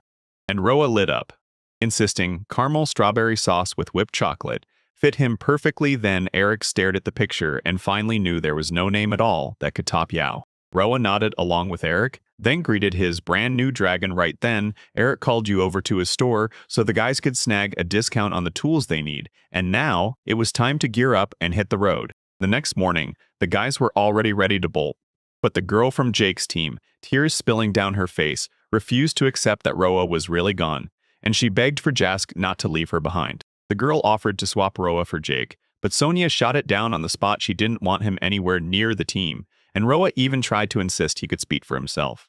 But nobody listened. Roa couldn't wrap his head around how so many people had swarmed around them. Jake just shrugged and said, "Of course, man. We're celebrities now." And then he grinned like he already knew it. They weren't going to stand still. Jake snaps at Roa and Sonia, warning that if his team sees them again, victory is his, and he tells the guys to stay tough, get fewer colds, and hold on until then. Eric rolled up to see the guys off too, dropping a parting message that told them to stay good friends with Yao. Then Roa thanked him for everything. Right then, Roa was already perched on the dragon, lifting Sonia up as well. And out of nowhere, Yao let out a sound that was basically his name, Sonia, and Roa froze in shock. And the next thing they knew, they were taking off on their way. Now the guys have already mounted the land dragon and blasted off, and Roa can't stop smiling. This ride is awesome to him, and it's once again proving just how deadly effective Yao is for the long haul. The dragon took a step, then another, each one faster than the last until it was charging at full speed. And the guys spun around to see the residents, adventurers, and Eric sending them off for a great journey. Sonia's heart sank, so she asked Roa if he felt the same way, and the moment he said yes, he admitted they'd already made a bunch of friends here. Then flashed a confident grin like, just wait, we're going to meet even more in the next city. Roa tells Sonia, even right there in the foray, he can't believe he actually got to meet her, and the moment he says it, Sonia doesn't buy a single word of what she just heard. Those words struck her straight in the soul, and her cheeks flared bright red. The girl decided to break the silence and asked the guy if he'd heard anything last night, only for him to blank in confusion, insisting Roa slept like a rock and heard nothing all night, and right then a cobalt fighter shows up in the worst possible moment. Roa stares at the map and he gets it instantly. The next city isn't going to be far at all. Next, they rocket straight to the volcanic city of almonds, where the streets might as well be breathing fire. Two men smashed into the old man's house, shoving threats at him until he caved and left, because they needed that home as a hideout, and they never expected to stumble on it out in the deep forest. The man sobbed and begged the guys to go home, screaming that if they take this house, he'll never get a chance to escape. Yet the guys refused, saying he couldn't stay and survive unless he left right now. Right in the middle of the chaos, a sudden outsider burst into the scuffle, and two brave men stepped in, demanding the bandits stop trying to take the old man's house. Roa and Sonia shot them a furious glare, furious that they'd attacked someone defenseless. But the bandits didn't like that one bit and snapped, asking who these guys even were.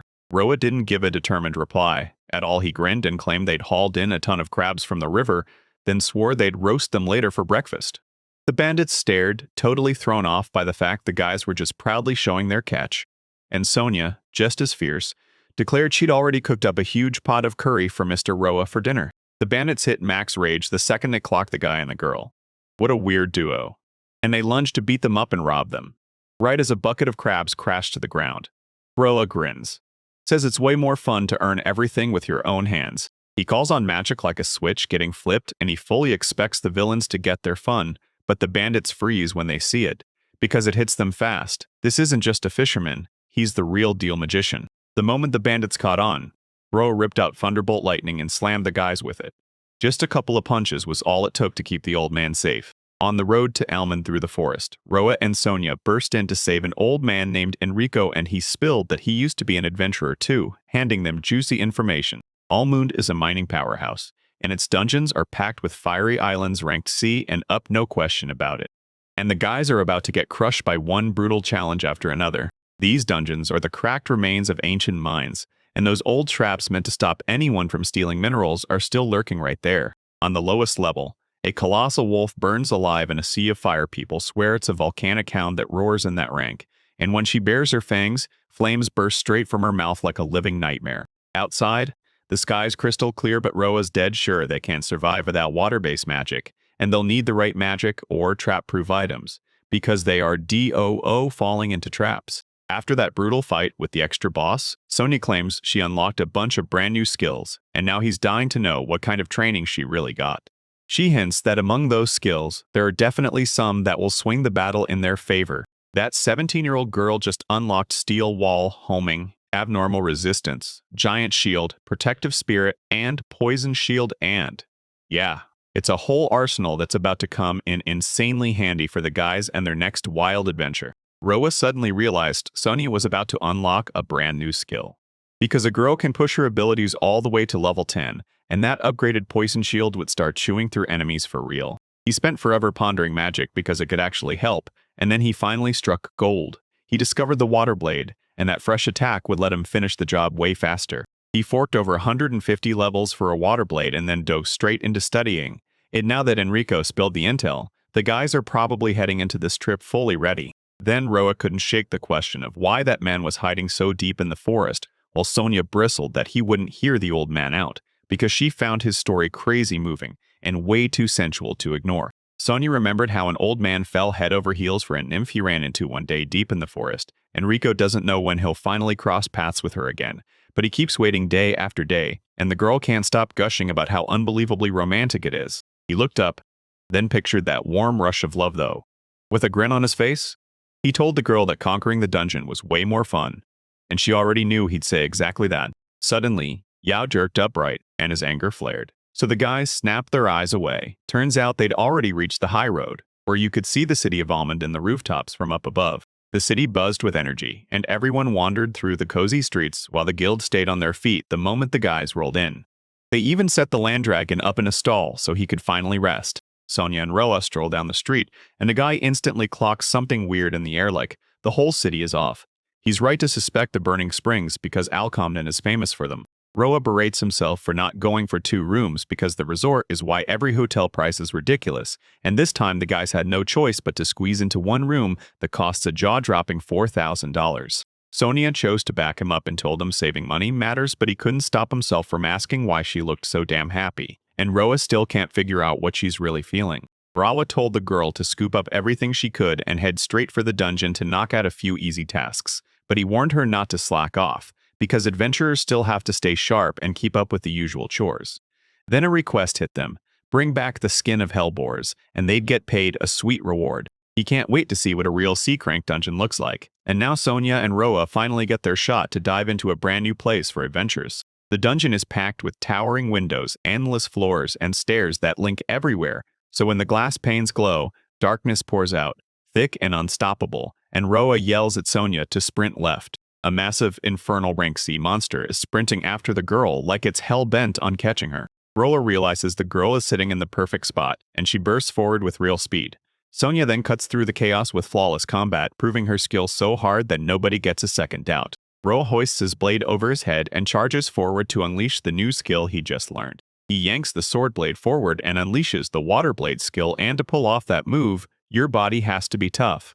Built like a tank, water streams sliced down into the infernal boar, and the guys tore through it, victory in their hands. Sonia blinked, shocked by how brutally effective the new magic turned out to be. And yeah, learning fresh skills helps kids grow faster. Roa mulled it over, and Sonia clocked it instantly. "What's going on?" she demanded. The guy shrugged and said it felt weird that the girl's level hadn't gone up. Like that didn't add up at all. But the truth was simple. The recommended level to beat them is basically the same. Sonia said he could crank his level any time, and Roa shot back that he didn't even feel a thing, because all his life he's been battling monsters way higher than his rank. Sonia warned that the lower levels are packed with stronger monsters, but you'd better be insanely careful, one trap, and they'll yank you off course until you can't even focus on the next orders. Sonia shoots Enrico a reminder. Those guys have no clue what kind of danger is waiting for them out there, so they have to stay sharp every second.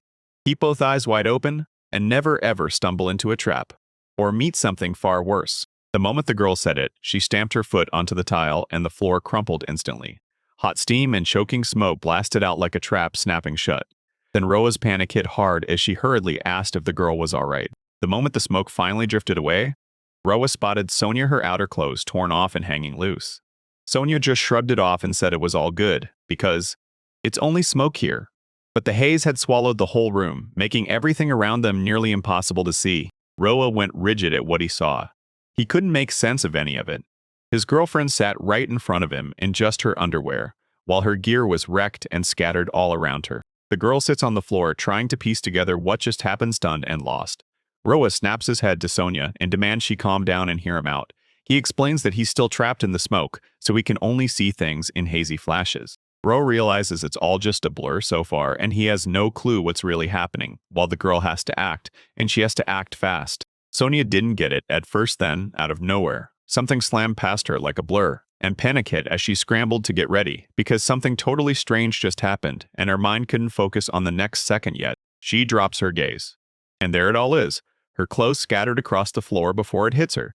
She's currently sitting there in nothing but her underwear. The girl's scream tore through the dungeon walls, blasting across the entire city like a siren. The girl screams at Rogan, demanding to know why her gear has started to fall apart, and Rogan just shrugs he doesn't know either. He tried to keep her from feeling awkward, but this was one of those traps where the smoke hits, and the equipment literally shatters. Sonia can't stop fretting that she should have picked something way more stunning to wear. Red-faced with embarrassment, Sonia begs everyone not to look, because now she's about to gear up.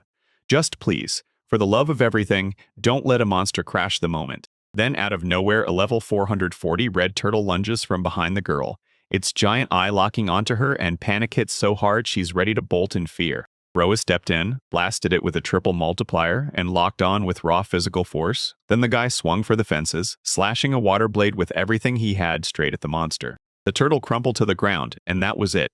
He couldn't move or do a single thing anymore. The girl clutched her gear to her chest, tears spilling as she stared at him. Then Roa spun away, told her not to worry, and promised he'd take the blame and cover for her no matter what. Roa grabbed the girl and told her to get dressed right now, because time was still on the table while the guys pulled out 23 magic stones today, selling each for 6,000, and even scored 5 thermal boa constrictor skins for the same price, so if you flip it, you walk away with real money. Sonia shoots the guy a question, asking if they've nailed the request for today. Roa nods in agreement, and the moment the words land, a nasty silence snaps into place between them.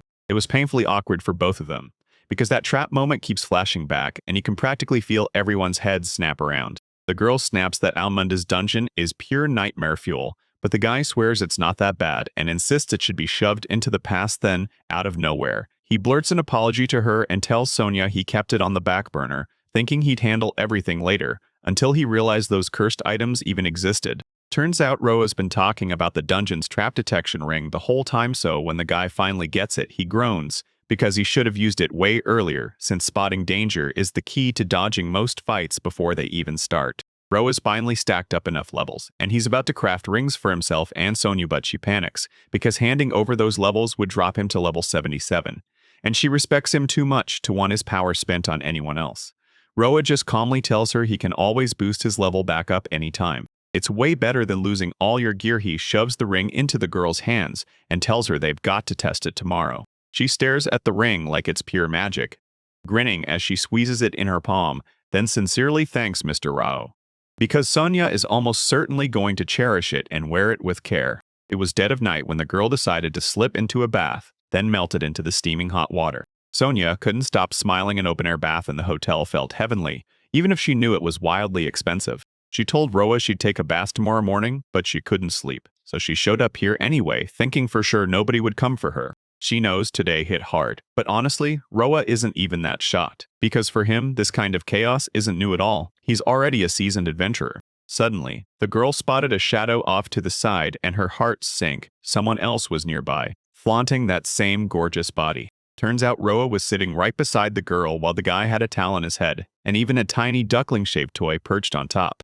Sonia suddenly erupted into screaming about what Mr. Roa was doing in the bathroom, and the poor guy scrambled to soothe her like a former nobleman, while Sonia had no clue most public baths are mixed, so naturally she never saw it coming. To survive that brutal lawn journey, a girl trudged up to Enrico and asked him straight up if an adventurer could really drop a bandit with one clean blow.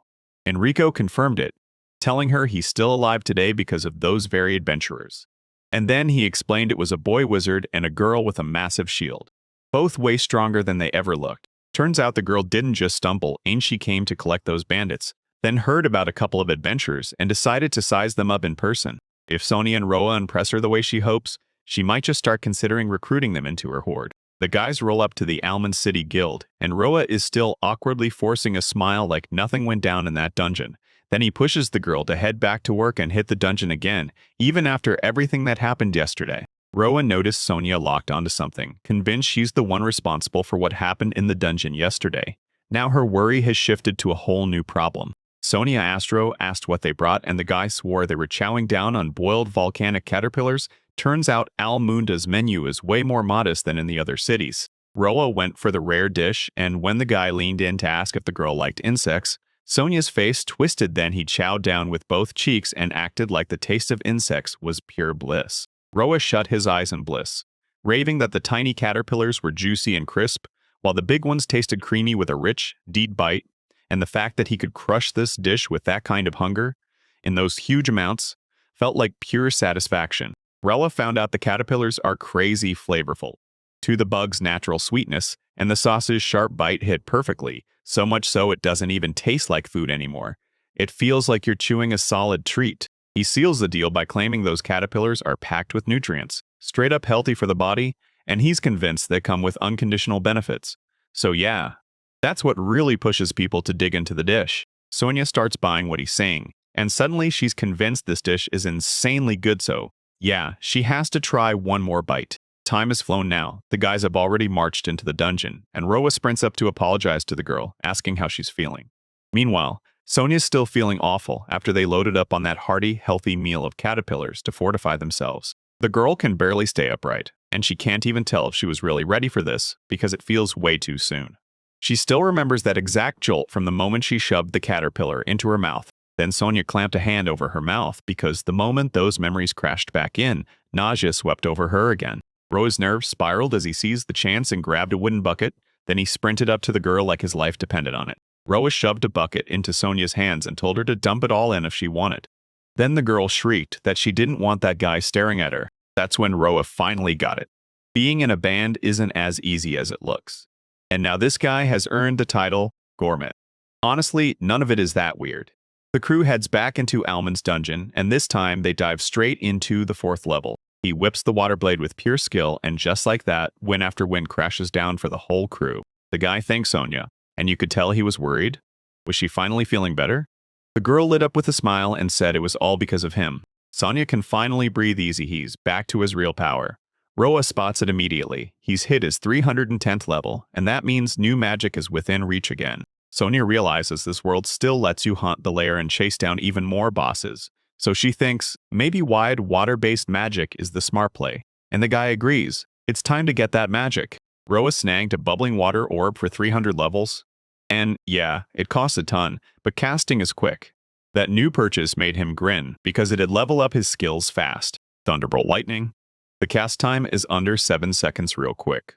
And yeah, once your level climbs, MP comes back. But right now, Ro, you'll have to live with what you've got. Because Robe is itching to test out a brand new skill, and he wants to try it right now. Suddenly, a voice snaps from the side, yelling for help. Then the truth hits. A terrified girl barrels toward the guy, screaming, while a giant monster charges straight after her. And it turns out that monster isn't alone. A whole pack of monsters is tearing through the scene after her. Turns out the girl was Masha, and all those monsters started marching straight for them. Roa has no clue why Masha's here, but somehow it becomes the right move. And Roa goes back to laying on physical reinforcement. Then out of nowhere, this guy lunges up behind Sonia, clamps his hands on her shoulders, blurts an apology before she can even react, and scoops her up in his arms. Sonia's cheeks burned with embarrassment, but she didn't protest. Roa scooped her up in his arms and launched into the air, soaring over the monstrous beast like it was nothing. They crashed onto ground way higher than the monsters, and Roa gently set the dormouse down before standing right beside it. Roa pulled Sonia aside and told her to check out Masha, because that girl moved in the weirdest ways. Sonia figured Roa must have had some tricks up her sleeve, and she did. Roa wanted to unleash her magic skill and understood one thing. If Masha bolted, her spell probably wouldn't land. Still, going for it was insanely risky. I finally got my chance to try the bubble water ball and boom, water balls started popping up everywhere around the monsters. Masha barely got a glimpse of a pack of monsters, then they vanished in a blink, leaving nothing behind but chaotic water splashes. Masha couldn't believe it. Those monsters dropped like dominoes in the blink of an eye. The girl keeps asking herself who saved her, because as far as she knows, nobody alive could pull off magic that powerful. Right when that thought hits, she drops to the ground, and Roa rushes in, firing questions about whether she's okay. Masha instantly clocked the voice, and with hope blazing in her sparkling eyes, she turned to the guy. Like salvation was finally here. The moment the level started climbing like crazy, the girl realized she might have been wrong because her friend didn't look like anyone she knew.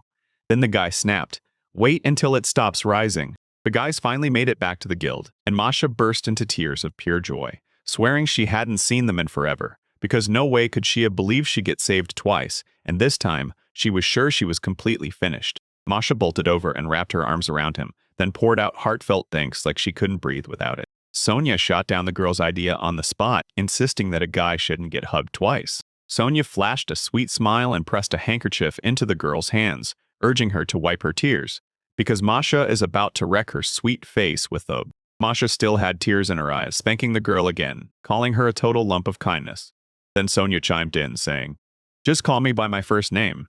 And she looked genuinely happy to hear it, because she wanted to be addressed that way. Roa can't stop wondering why Masha ended up in that dungeon, because she's no adventurer at all, just an ordinary merchant. Masha admits her little business crashed hard, so she jumped into a new career to earn money and keep going. Masha leans in and tells him she's got the exact materials adventurers are hunting, and with a touch of magic in her back pocket, that call couldn't be smarter. Turns out Masha has this wild tax called throwaway luck, and today she cashed it in like a pro. Except now she's split from the group and stuck on her own right here. Roa couldn't wrap her head around how that girl could slip away from the group, especially with her speed. Masha warned that it might be deadly. Then, bam. A voice ripped from the side, shouting at the courier. Turns out the adventurers chased after her, furious that she vanished, only to find the girl was gone and their materials couldn't be gathered at all. Masha blurted out that she was terribly sorry and begged for forgiveness, but the guys on the team kept ripping into her, sneering that she was lucky, because sure, the material wasn't rare, but they still couldn't cough up the girl's fee either. Masha reminded everyone that they'd gotten lost. And yeah, it was totally expected. Then the guy calmly told them not to stress because the cooperation wasn't going anywhere. One of the team members snapped, "Remember, your reward depends on how hard that girl pushes." Roa stared at the whole scene and felt it. Something was off. If Masha truly bolted, then there's no reason to blame her. She's fast. She can keep up. Roa knew the adventurers couldn't just brush this off. Then Roa spun around and headed for the exit. He told Sonia to treat Micaiah today, said he had to take care of a few things and promised he'd return, then ordered the girls to grab a honeycomb off the caterpillar like it was no big deal. While Sonia tried not to dread what that taste would bring, on that pitch-black night, the adventurers burst into wild laughter, finding it hilarious that the girl didn't notice a thing and then started apologizing on the spot.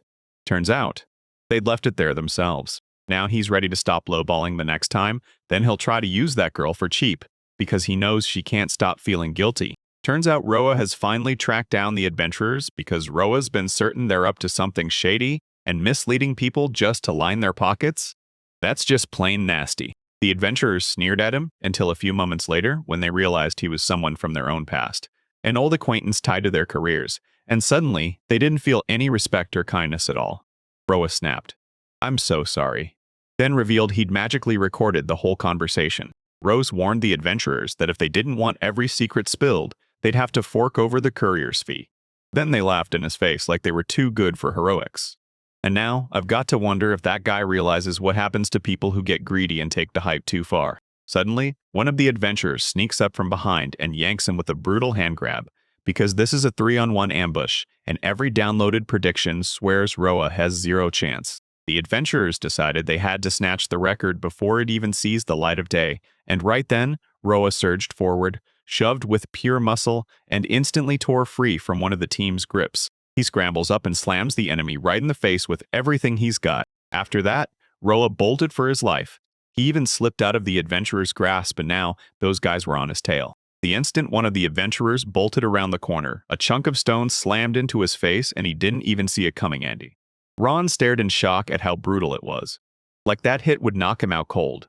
Roa, though, didn't think you could truly pull off 3 against 1, and he swore the only way through was splitting the fight so they could go one-on-one. The adventurer snapped, thinking the guy had reached a dead end. Then he swore there was no way magic would work in that narrow alley. An adventurer sized Roa up as seriously capable until he realized Roa wasn't even on his radar. Still, the guy shrugged, offered to give it a shot anyway. He realized swinging a sword in a cramped alley was brutal, so he basically gave up on finding their adventures. Roa whipped his hand and unleashed a righteous, victory-shattering fire strike so powerful it tore through the galaxy and sent the adventurer blasting away into the far reaches of space. The adventurer suddenly knew there was no way this could stand. Roa prayed the adventurers finally got it all, and promised they wouldn't forget to apologize to Masha later. The adventurer only nodded so he wouldn't feel those brutal hits again, and Roa left. Suddenly, an image blasts in front of him. There's a girl standing before a guy, glowing like a spotlight, and she's staring in pure awe. Amazed by every inch of the Roa's presence and even its movements, she probably saw his stunt as brave and worth respect, but the guy still had no clue who she was, because she just leaned on the wall and shoved her hand out right next to his face. She's no random girl, she's from Northeim, the royal city in the kingdom of Durham, and she serves as the Knight of Merrill. The girl boldly tells the guy to jump into her order, and she swears on her word that he'll never regret it. Right before all this guy got targeted by a mysterious girl trying to recruit him, and Roa couldn't believe the timing of it. Then, after a brutal clash with filthy adventurers, he still got hit with this insanely persistent invitation to join the knightly order. The dude went off, loudly bragging that he never buys pricey paintings and couldn't care less about them. Knight Morel just stood there, totally lost, like, what is he even talking about? Roa takes it deadly seriously. He won't let anyone cheat on his shift. And the girl swore the guy was just trying to rattle her. She told that girl not to worry. She wasn't a recruiter at all. Yet, she still kept inviting you to join her order to fight by her side. Roa even remembered what his late grandmother warned him about. Anyone blocking the road at the intersection was usually a shady recruiter. Meryl choked out an apology. She never wanted this mess to happen. Then remembered the moment the guys ran into old Enrico in the forest, and how she'd reported that they matched the adventurer's description the old man had told her about. Meryl finally snapped into agreement because this guy's justice wouldn't let bullies skate by, and Roa's killer physical skills just shown a second ago blew the girl away. Meryl locks eyes with the guy and begs him to join her order again, but Roa shuts her down. He refuses. The guy just shrugs and says he's focused on mastering magic right now, then snaps his hand out, turns his back on the knight, and walks away. Meryl sat frozen in shock, staring at the wizard dumbfounded that he swung a sword instead of a wand. Roa admits that using a wand as an extra tool for practicing magic hasn't mattered in ages. Meryl scoffed that it was a total waste if that guy had trained in the order. He'd have been the very first knight. Then, Meryl yanked the guy up by his collar and hauled him over to her. Right then, the girl offered a sparring match for a price. If Roa wins, Meryl would do whatever he demanded. He hurried back to the girls, and Masha snapped Roa's attention. "Where'd you go?" Because she insisted the adventurers had shown up at her door only to beg her for forgiveness. Moshi came back and swore the guys had twisted faces, like something was seriously wrong. Then they paid Moshi for her work. And right after that, Sonia suddenly pops out from behind the guy and thanks him. But Sonia realized Roa had absolutely wrecked the adventurers, and she knew exactly why, because Roa is the kind of person who can't just shut her eyes to something like this. Roa grinned, stunned, because apparently Sonia could sniff out anything, and the girl just proudly declared she knew everything about him. Still, she can't pin down who's standing behind Rala Rala, says he has no clue, but the girl just clings to the road until she steps up and introduces herself. "I'm Meryl, a knight in shining armor." Meryl drops an apology and says she's taking Rala with her, then Sonia just stares, totally lost, because who in their right mind would make sense of this? Imagine a stranger in armor marching in and claiming she's taking your partner for herself. Roa begged the knight to stay quiet, then told everyone he liked Meryl because the man once saved Enrico's life only for Meryl to reveal he wants Roa to join the order. And that's when Sonia finally snapped into focus. Suddenly everything clicked, and listening to the rest of the story became way easier. But the guy said Meryl wouldn't stop, so they slammed things down with a training fight. No speeches, Ace. Just results, fast and crystal clear. Meryl promises if she wins, he's forced to join the order, and if she loses, he'll finally get what he wants. Meryl's stuck doing everything for him, so Sonia panicked and marched right up to the guy, asking what a knight could do for him.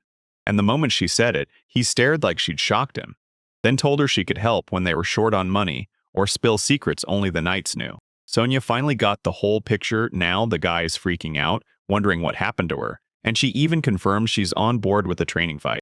Sonia is out for one thing: victory over that girl, but Marilla is just as hungry for the win. Roa demanded why Sonia was panicking since he was battling alone, and Masha snapped back that the girls' fight had already started. The whole crew finally shoved themselves into the guild's training area. So yeah, the guild in Almunda has a massive training ground, and Masha even points out that because this place is packed with craftsmen, they keep pumping out more and more of these structures. And those dudes next to them don't shift an inch, stuck right beside the girls, cheering loud and proud for the guy like it's the whole world's game. Meryl leans in and asks the guy if he's ready to throw down because the second that coin hits the floor, the match kicks off, and as long as he doesn't pull out a blade, he can fight however he wants, even with magic. Meryl tells everyone, if he lands even one hit with that wooden sword, he's got it. And then he doubles down. Meryl's the winner as long as he connects 3 times. The guy shot her a confused look and demanded, why 3?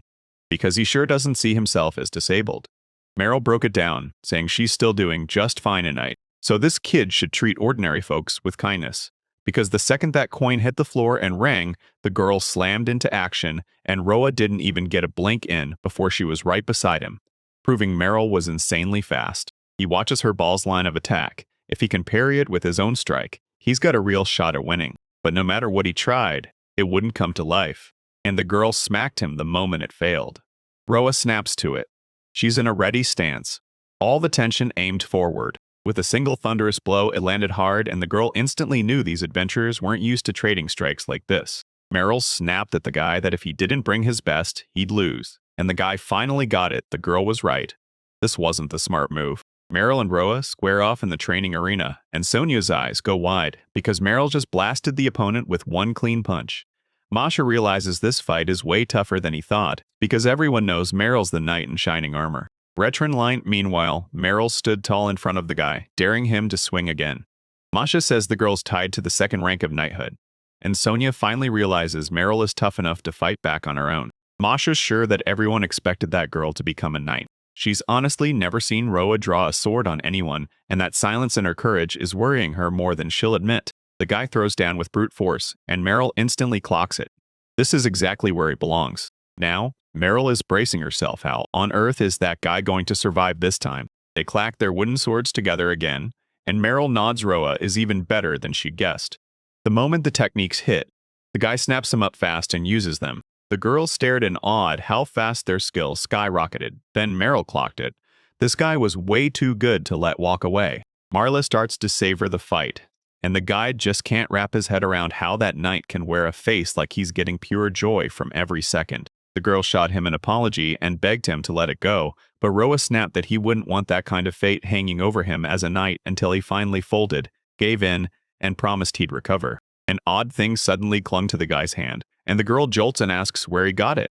She's sure it's magic, until Roa bites back and tells her his MP won't last much longer. Meryl laughs, then makes it crystal clear there's absolutely no next time. He rips out the purple flashes, skill and lightning bursts crackle around him in dazzling bursts. The girl flashes a wicked grin and whips out a magic twist boom. She's right behind him, and he doesn't even get a chance to fire off his skill, while Roa only spins around to see it happen in an instant, just as Meryl is already smashing him again with a second hit. Sonia and Masha started panicking over Roa, and when he said it hurt like hell, the knight immediately shot back an apology.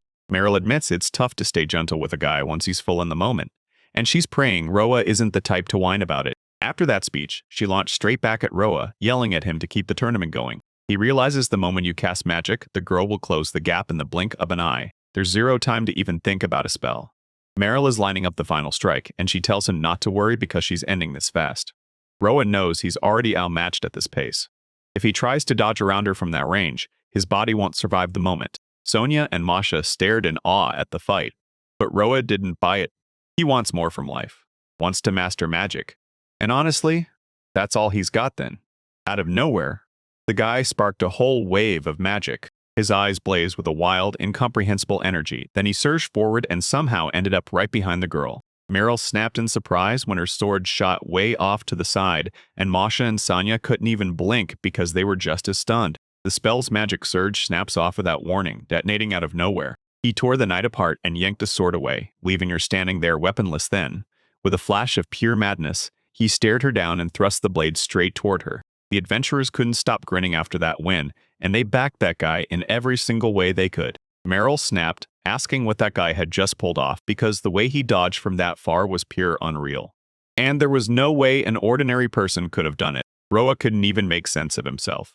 He stared at his own hand, stunned, wondering what kind of power had just erupted inside him. Maryland and Roa are squaring off across from each other. He already knew the moment was coming, and that ordinary wooden sword in his hand still looks harmless. Before all that, he was glowing like crazy, and the guy himself didn't cast a single spell. Roa stared hard at his sword, then let it drop and shrugged it off like nothing mattered. Till now, when he finally realizes he's just one guy facing the knight's armor in full force, and the girl's fury explodes. Just a heartbeat later, she snapped, tears exploding out of her like she'd been punched in the chest, because she never thought she'd actually lose. Meryl burst into tears, wiping them away with her sleeves, and she kept apologizing because she knew that guy just wouldn't be able to calm things down there, since there were already barely any knights left, and the newcomers couldn't handle it for even a moment before quitting, while Roa figured the girl was hiding some kind of problem. Meryl realizes she can't back out now. She has to keep her promise and do whatever her boyfriend asks. Roa grins and tells them he doesn't want a thing right now, and pushes the idea to later, begging them to think it through first. Meryl's mood flipped instantly. She even offered to take paid leave so she could finally rest up a bit. Sonia barrels in from the side, throws her arms around him, and bursts with joy like she just sealed the win. Sonia's eyes sparkle as she wonders what kind of move that was, until she realizes she doesn't even know it, and it still feels insanely cool.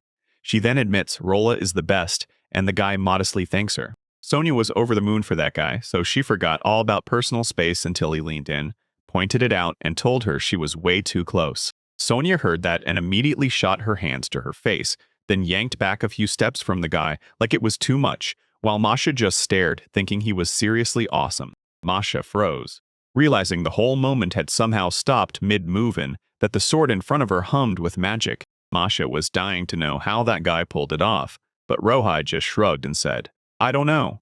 He admitted that if you asked him to do the same thing right now, he'd likely tell you it's downright difficult. He figures that once he masters this power, conquering the dungeon is going to be the most fun he's ever had. Meryl catches the look and starts thinking about her own next move. Sonia clocked exactly what was happening. This guy, Roy, is still soaking up his power like it's no big deal. Roa doesn't dodge the truth. He pushes, asking if Sonia sees it the same way he does.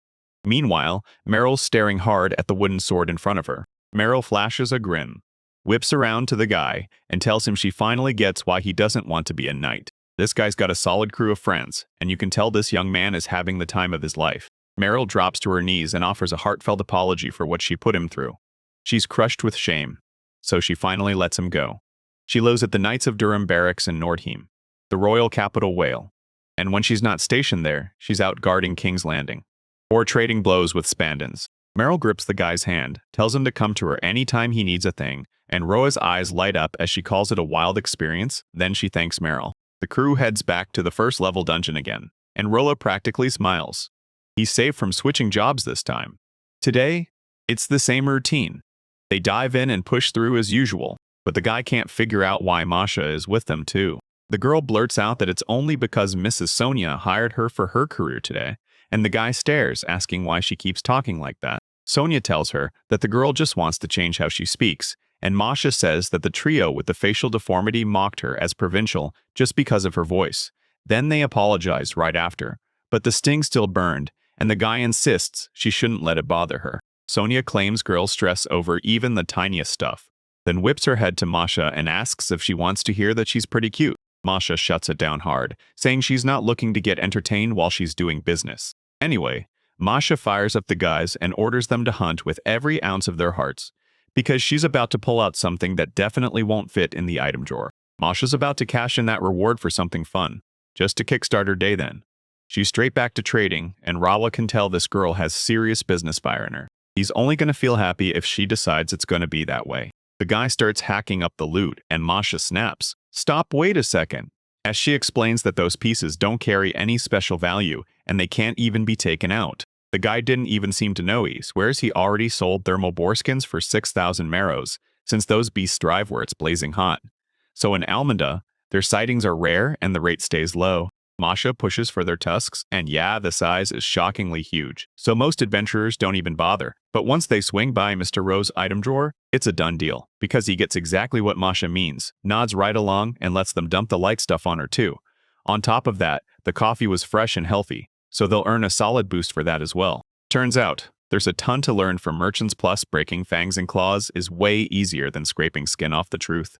The girl called out how filthy his knife was, and the guy quickly apologized. Another burst of heat was waiting around the corner, but the moment he saw the picture of his own kinsman getting picked apart for goods, shock hit him like a truck, and he bolted before he could be next, because it looks like tomorrow they're lining him up. 3 days later, the crew rolled back into the guild, and they cashed in every scrap Masha demanded, selling it for a fat, hard-earned price.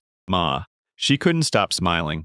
She finally proved she could be useful, and then she got a huge reward too, so it was an absolute win. With this money, Moshe can finally buy her a wagon for the business, so the guy assumes the courier service is shutting down. Masha throws up a confident nod. She's got it confirmed, and now she's seriously eyeing a move to the royal capital of Nareen. That girl's chasing a fortune in that place, and when she finally makes it, she plans to pay back every bit of kindness to that guy.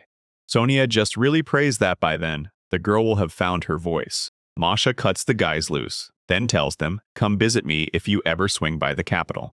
One of them waves back and shouts his best wishes for her. Sonia clocks that Masha is just as restless as ever, and Ro is convinced they'll be crossing paths again way too soon. He realizes getting a courier on the job is the smartest move because thanks to Sonia, Masha is back on the road, and Roa has already soaked up everything there is to know about the materials. Sohan leans right in, tells the guy that if Moshi were here, they wouldn't get to steal this much alone time. Roa grins, and backs him up, saying they're way better together, because coordinating their gear is just smoother that way, so the guys head out to spend the night. They bunked in the same room on 2 separate beds, Sonia stealing herself while calling Roa so stupid, at least in her own head. She figured she'd copy Meryl's grit, stay stubborn, and push through. But next morning, Roa snapped awake to a brutal, violent burst of rage. Now they've reached the 5th level of the Almonda dungeon. Sonia bolts from the rank C fiery buffalo, and she sticks to the exact tactics the guy laid out. The second Sonia springs up and throws up her shield. Rua hurls a bubbling water ball then. Boom. Every monster shatters into water explosions like they were never real. And Sonia can't help but grin because Rua hit it at the perfect moment, right down to the guy admitting. It's all thanks to her. Now Sonia finally hits her level goal. She's leveled up to 560. And the guy's not stopping there. He's determined to keep firing off magic with this power and then dive into studying the rain cloud, a skill that's worth 500 levels.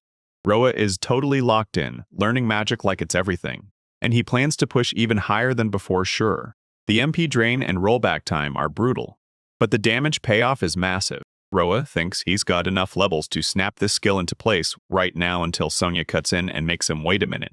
She tells him the truth. He'll be able to learn it once he's out of the dungeon, because if he dumps 500 levels to force it here, he'll come back down to level 1. And then she goes straight to the point. Trying to raise it again inside here is insanely dangerous. Roa snapped the second he realized there was a level he could spend on right now, and Sonia blew up, insisting she had to think about what's coming next. The guys huddled with the others, laughing through the chaos. Today, they pulled in 15 magic stones and snagged a whopping 90,000 miras. Big payday. With Rent eating them alive, he'd be thrilled if they could snag a little more. Sonia headed off by pushing for the 6th level the very next day, betting they'd find materials they could sell for way more than they're getting right now. The guys got derailed by some unknown voice shouting from the sidelines, and that dark-haired stranger was already talking about the 6th level. The stranger snapped at the guys and told them flat out it wasn't safe, warning that if they wanted the 6th level, they'd better have the A rank, no exceptions.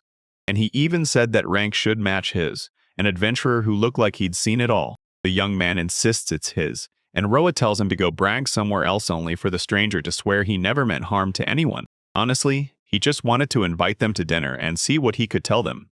So Sonia and Roa agreed. They rolled up to dinner, and boom, this feast hit them like a victory parade, with a juicy beefsteak sitting in front of Roa, sizzling in both look and smell, practically calling his name.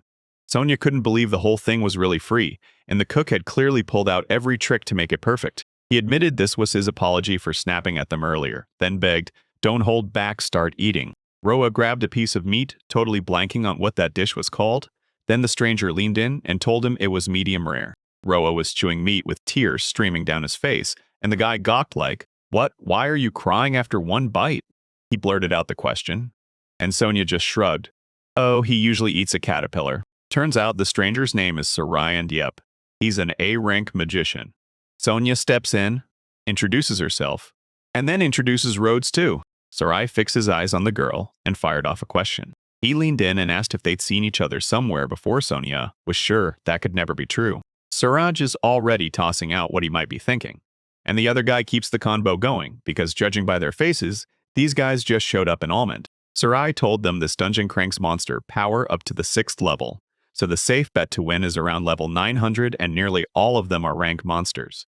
Sonia realizes that the extra boss they fought earlier was rated at about 1,000, and Rhea nods, saying, "If they don't come in packs, we've got a real shot." Sarai leaned in and demanded, "So what rank are those guys, because they just wiped out the extra boss?" Rose said he's still stuck at C rank, and Sarai's like, "Wait, what?" Because Rose looks like he's swallowing a whole storm of things he desperately wants to say. For real this time, it's even more deadly for the guys to go.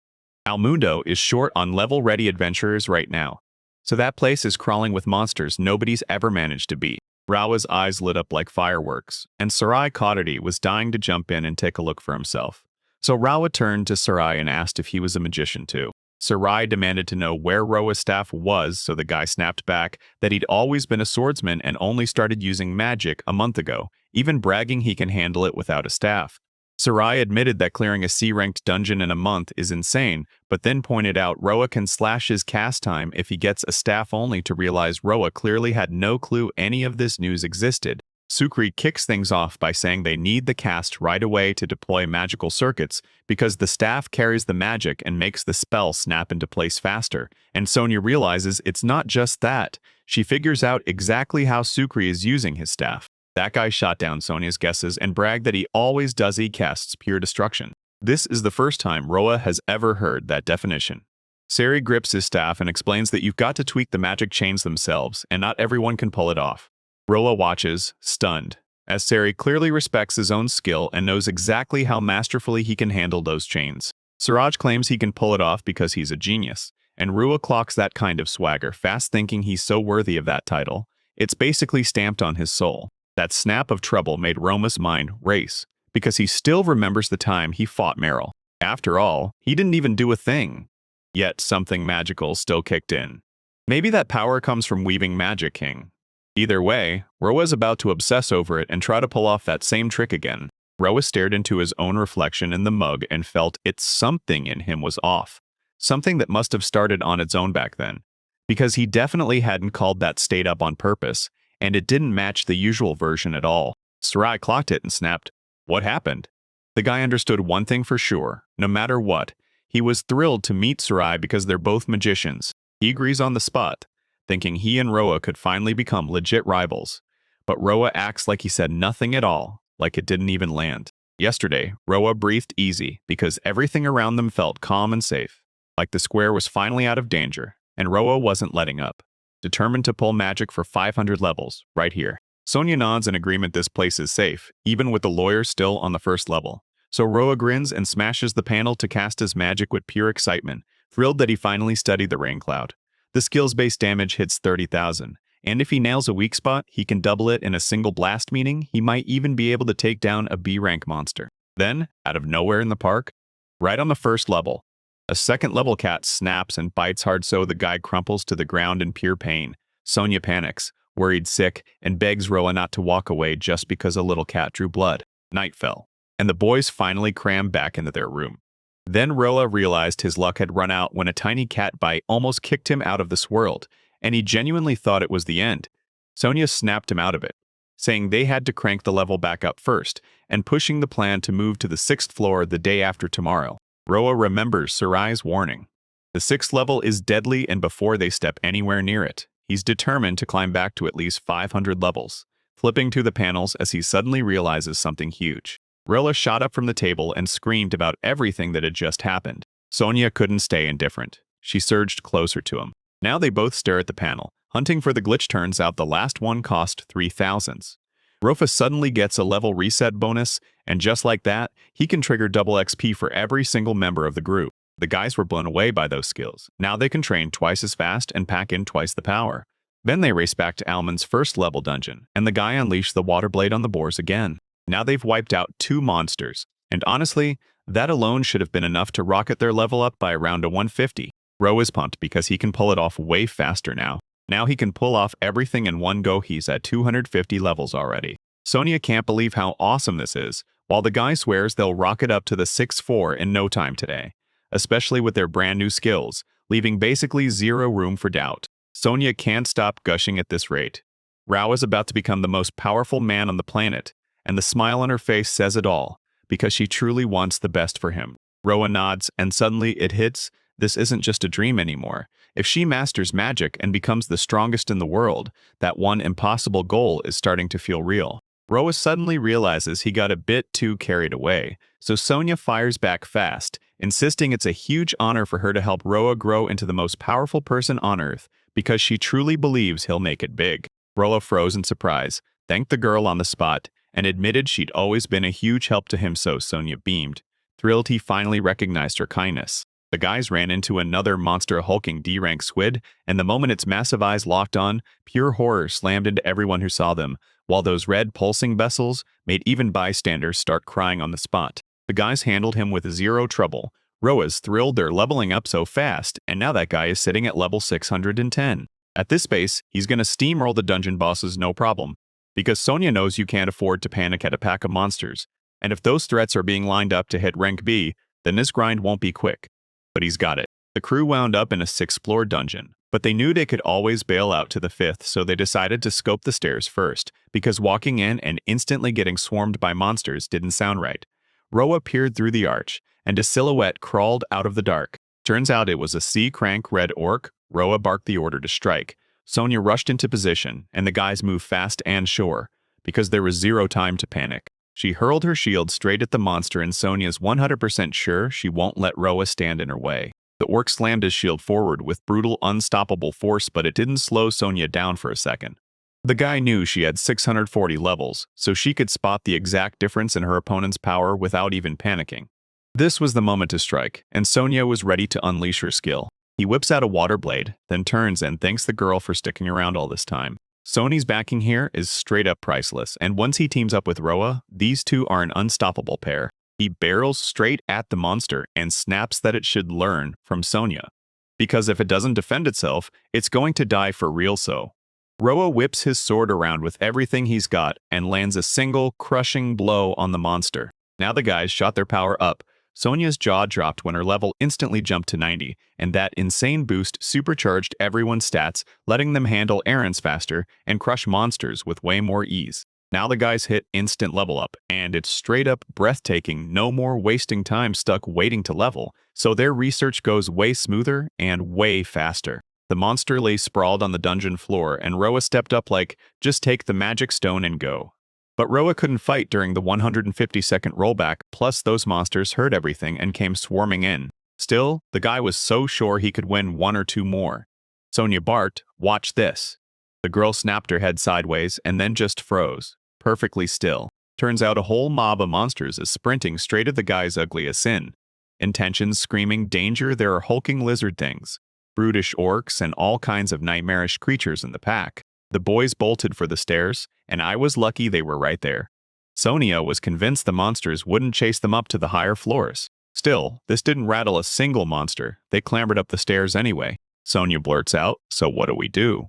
Because if they freeze up, they're getting swarmed by that monster on the 5th level.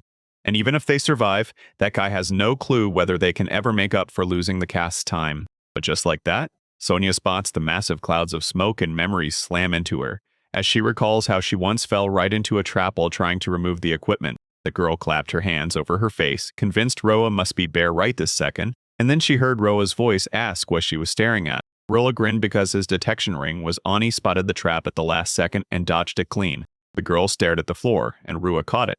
Thas then demanded why she looked so crushed. Suddenly, Sarai slipped in from behind the guys right when they were still blaring and noisy like they owned the place.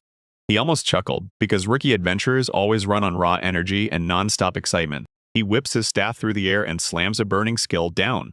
Then his magic tears through every monster in the path, clearing the whole floor until it's spotless. The flames keep roaring on the floor for a few wild seconds, then finally die down, and the guys are totally stunned, because so many monsters vanish in the blink of an eye. He grips his staff tight and warns you, the 6th level is pure danger. Roa grabs the guy's shoulder and thanks him for saving them, then blurts out, "Did Sarai use fire magic on you?" Because he can't believe it. A rank A monster hits everyone with one strike, even with that brutal, unfavorable attribute. Sarai boasts that he's a genius and can go for it no matter how high the monster's rank is.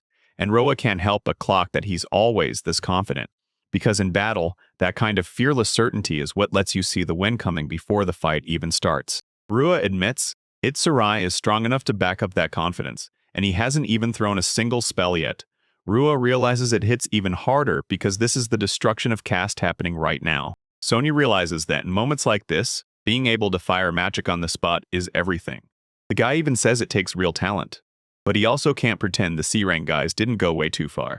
Sarai's convinced Rogai's got talent too. If he keeps pushing himself, he'll be able to unleash it someday. The guys were cut off by a furious roar of monsters crawling up from the bottom of the stairs, and Sarai, get ready, because it's time to show the crew yet another magic trick for fun. He climbs several levels off the ground, then launches into the air like he's flying. Roa cheers, saying wind magic is doing it, but Suraj cuts in fast. Nah, that's gravitational magic. Sarai spotted that there were only a handful of monsters left. He unleashes the meteor shower skill, and meteorites blazing like a living inferno slam down from the sky, each one with a scorching shell. Meteorites slammed into monsters non-stop, wiping out every last living spot as each one crumpled. Sonya can't stop gushing about what she just saw, and Roa's jaw drops because the magic's firepower dwarfs the fire magic he's got, Aishin. Fire magic alone is already wild. But this hits different, standing out from the rest of the species like it's from another world. And right there, Roa finally gets it. This is what A-Rank's power really means. His eyes flared with hope, and he's convinced he'll master magic someday too. Now he's got even more fire in his drive to make it happen. Sarai touches down, grinning like victory is already in his hands. He can't wait to see Roa grow even stronger. Then he heads out, tells the guys they'll catch up later, and vanishes into the next chapter. Roa and Sonya lock onto the guy with their eyes as Suraj strides down the alley. He already hauled his reward out of the guild. Then he can't stop grinning.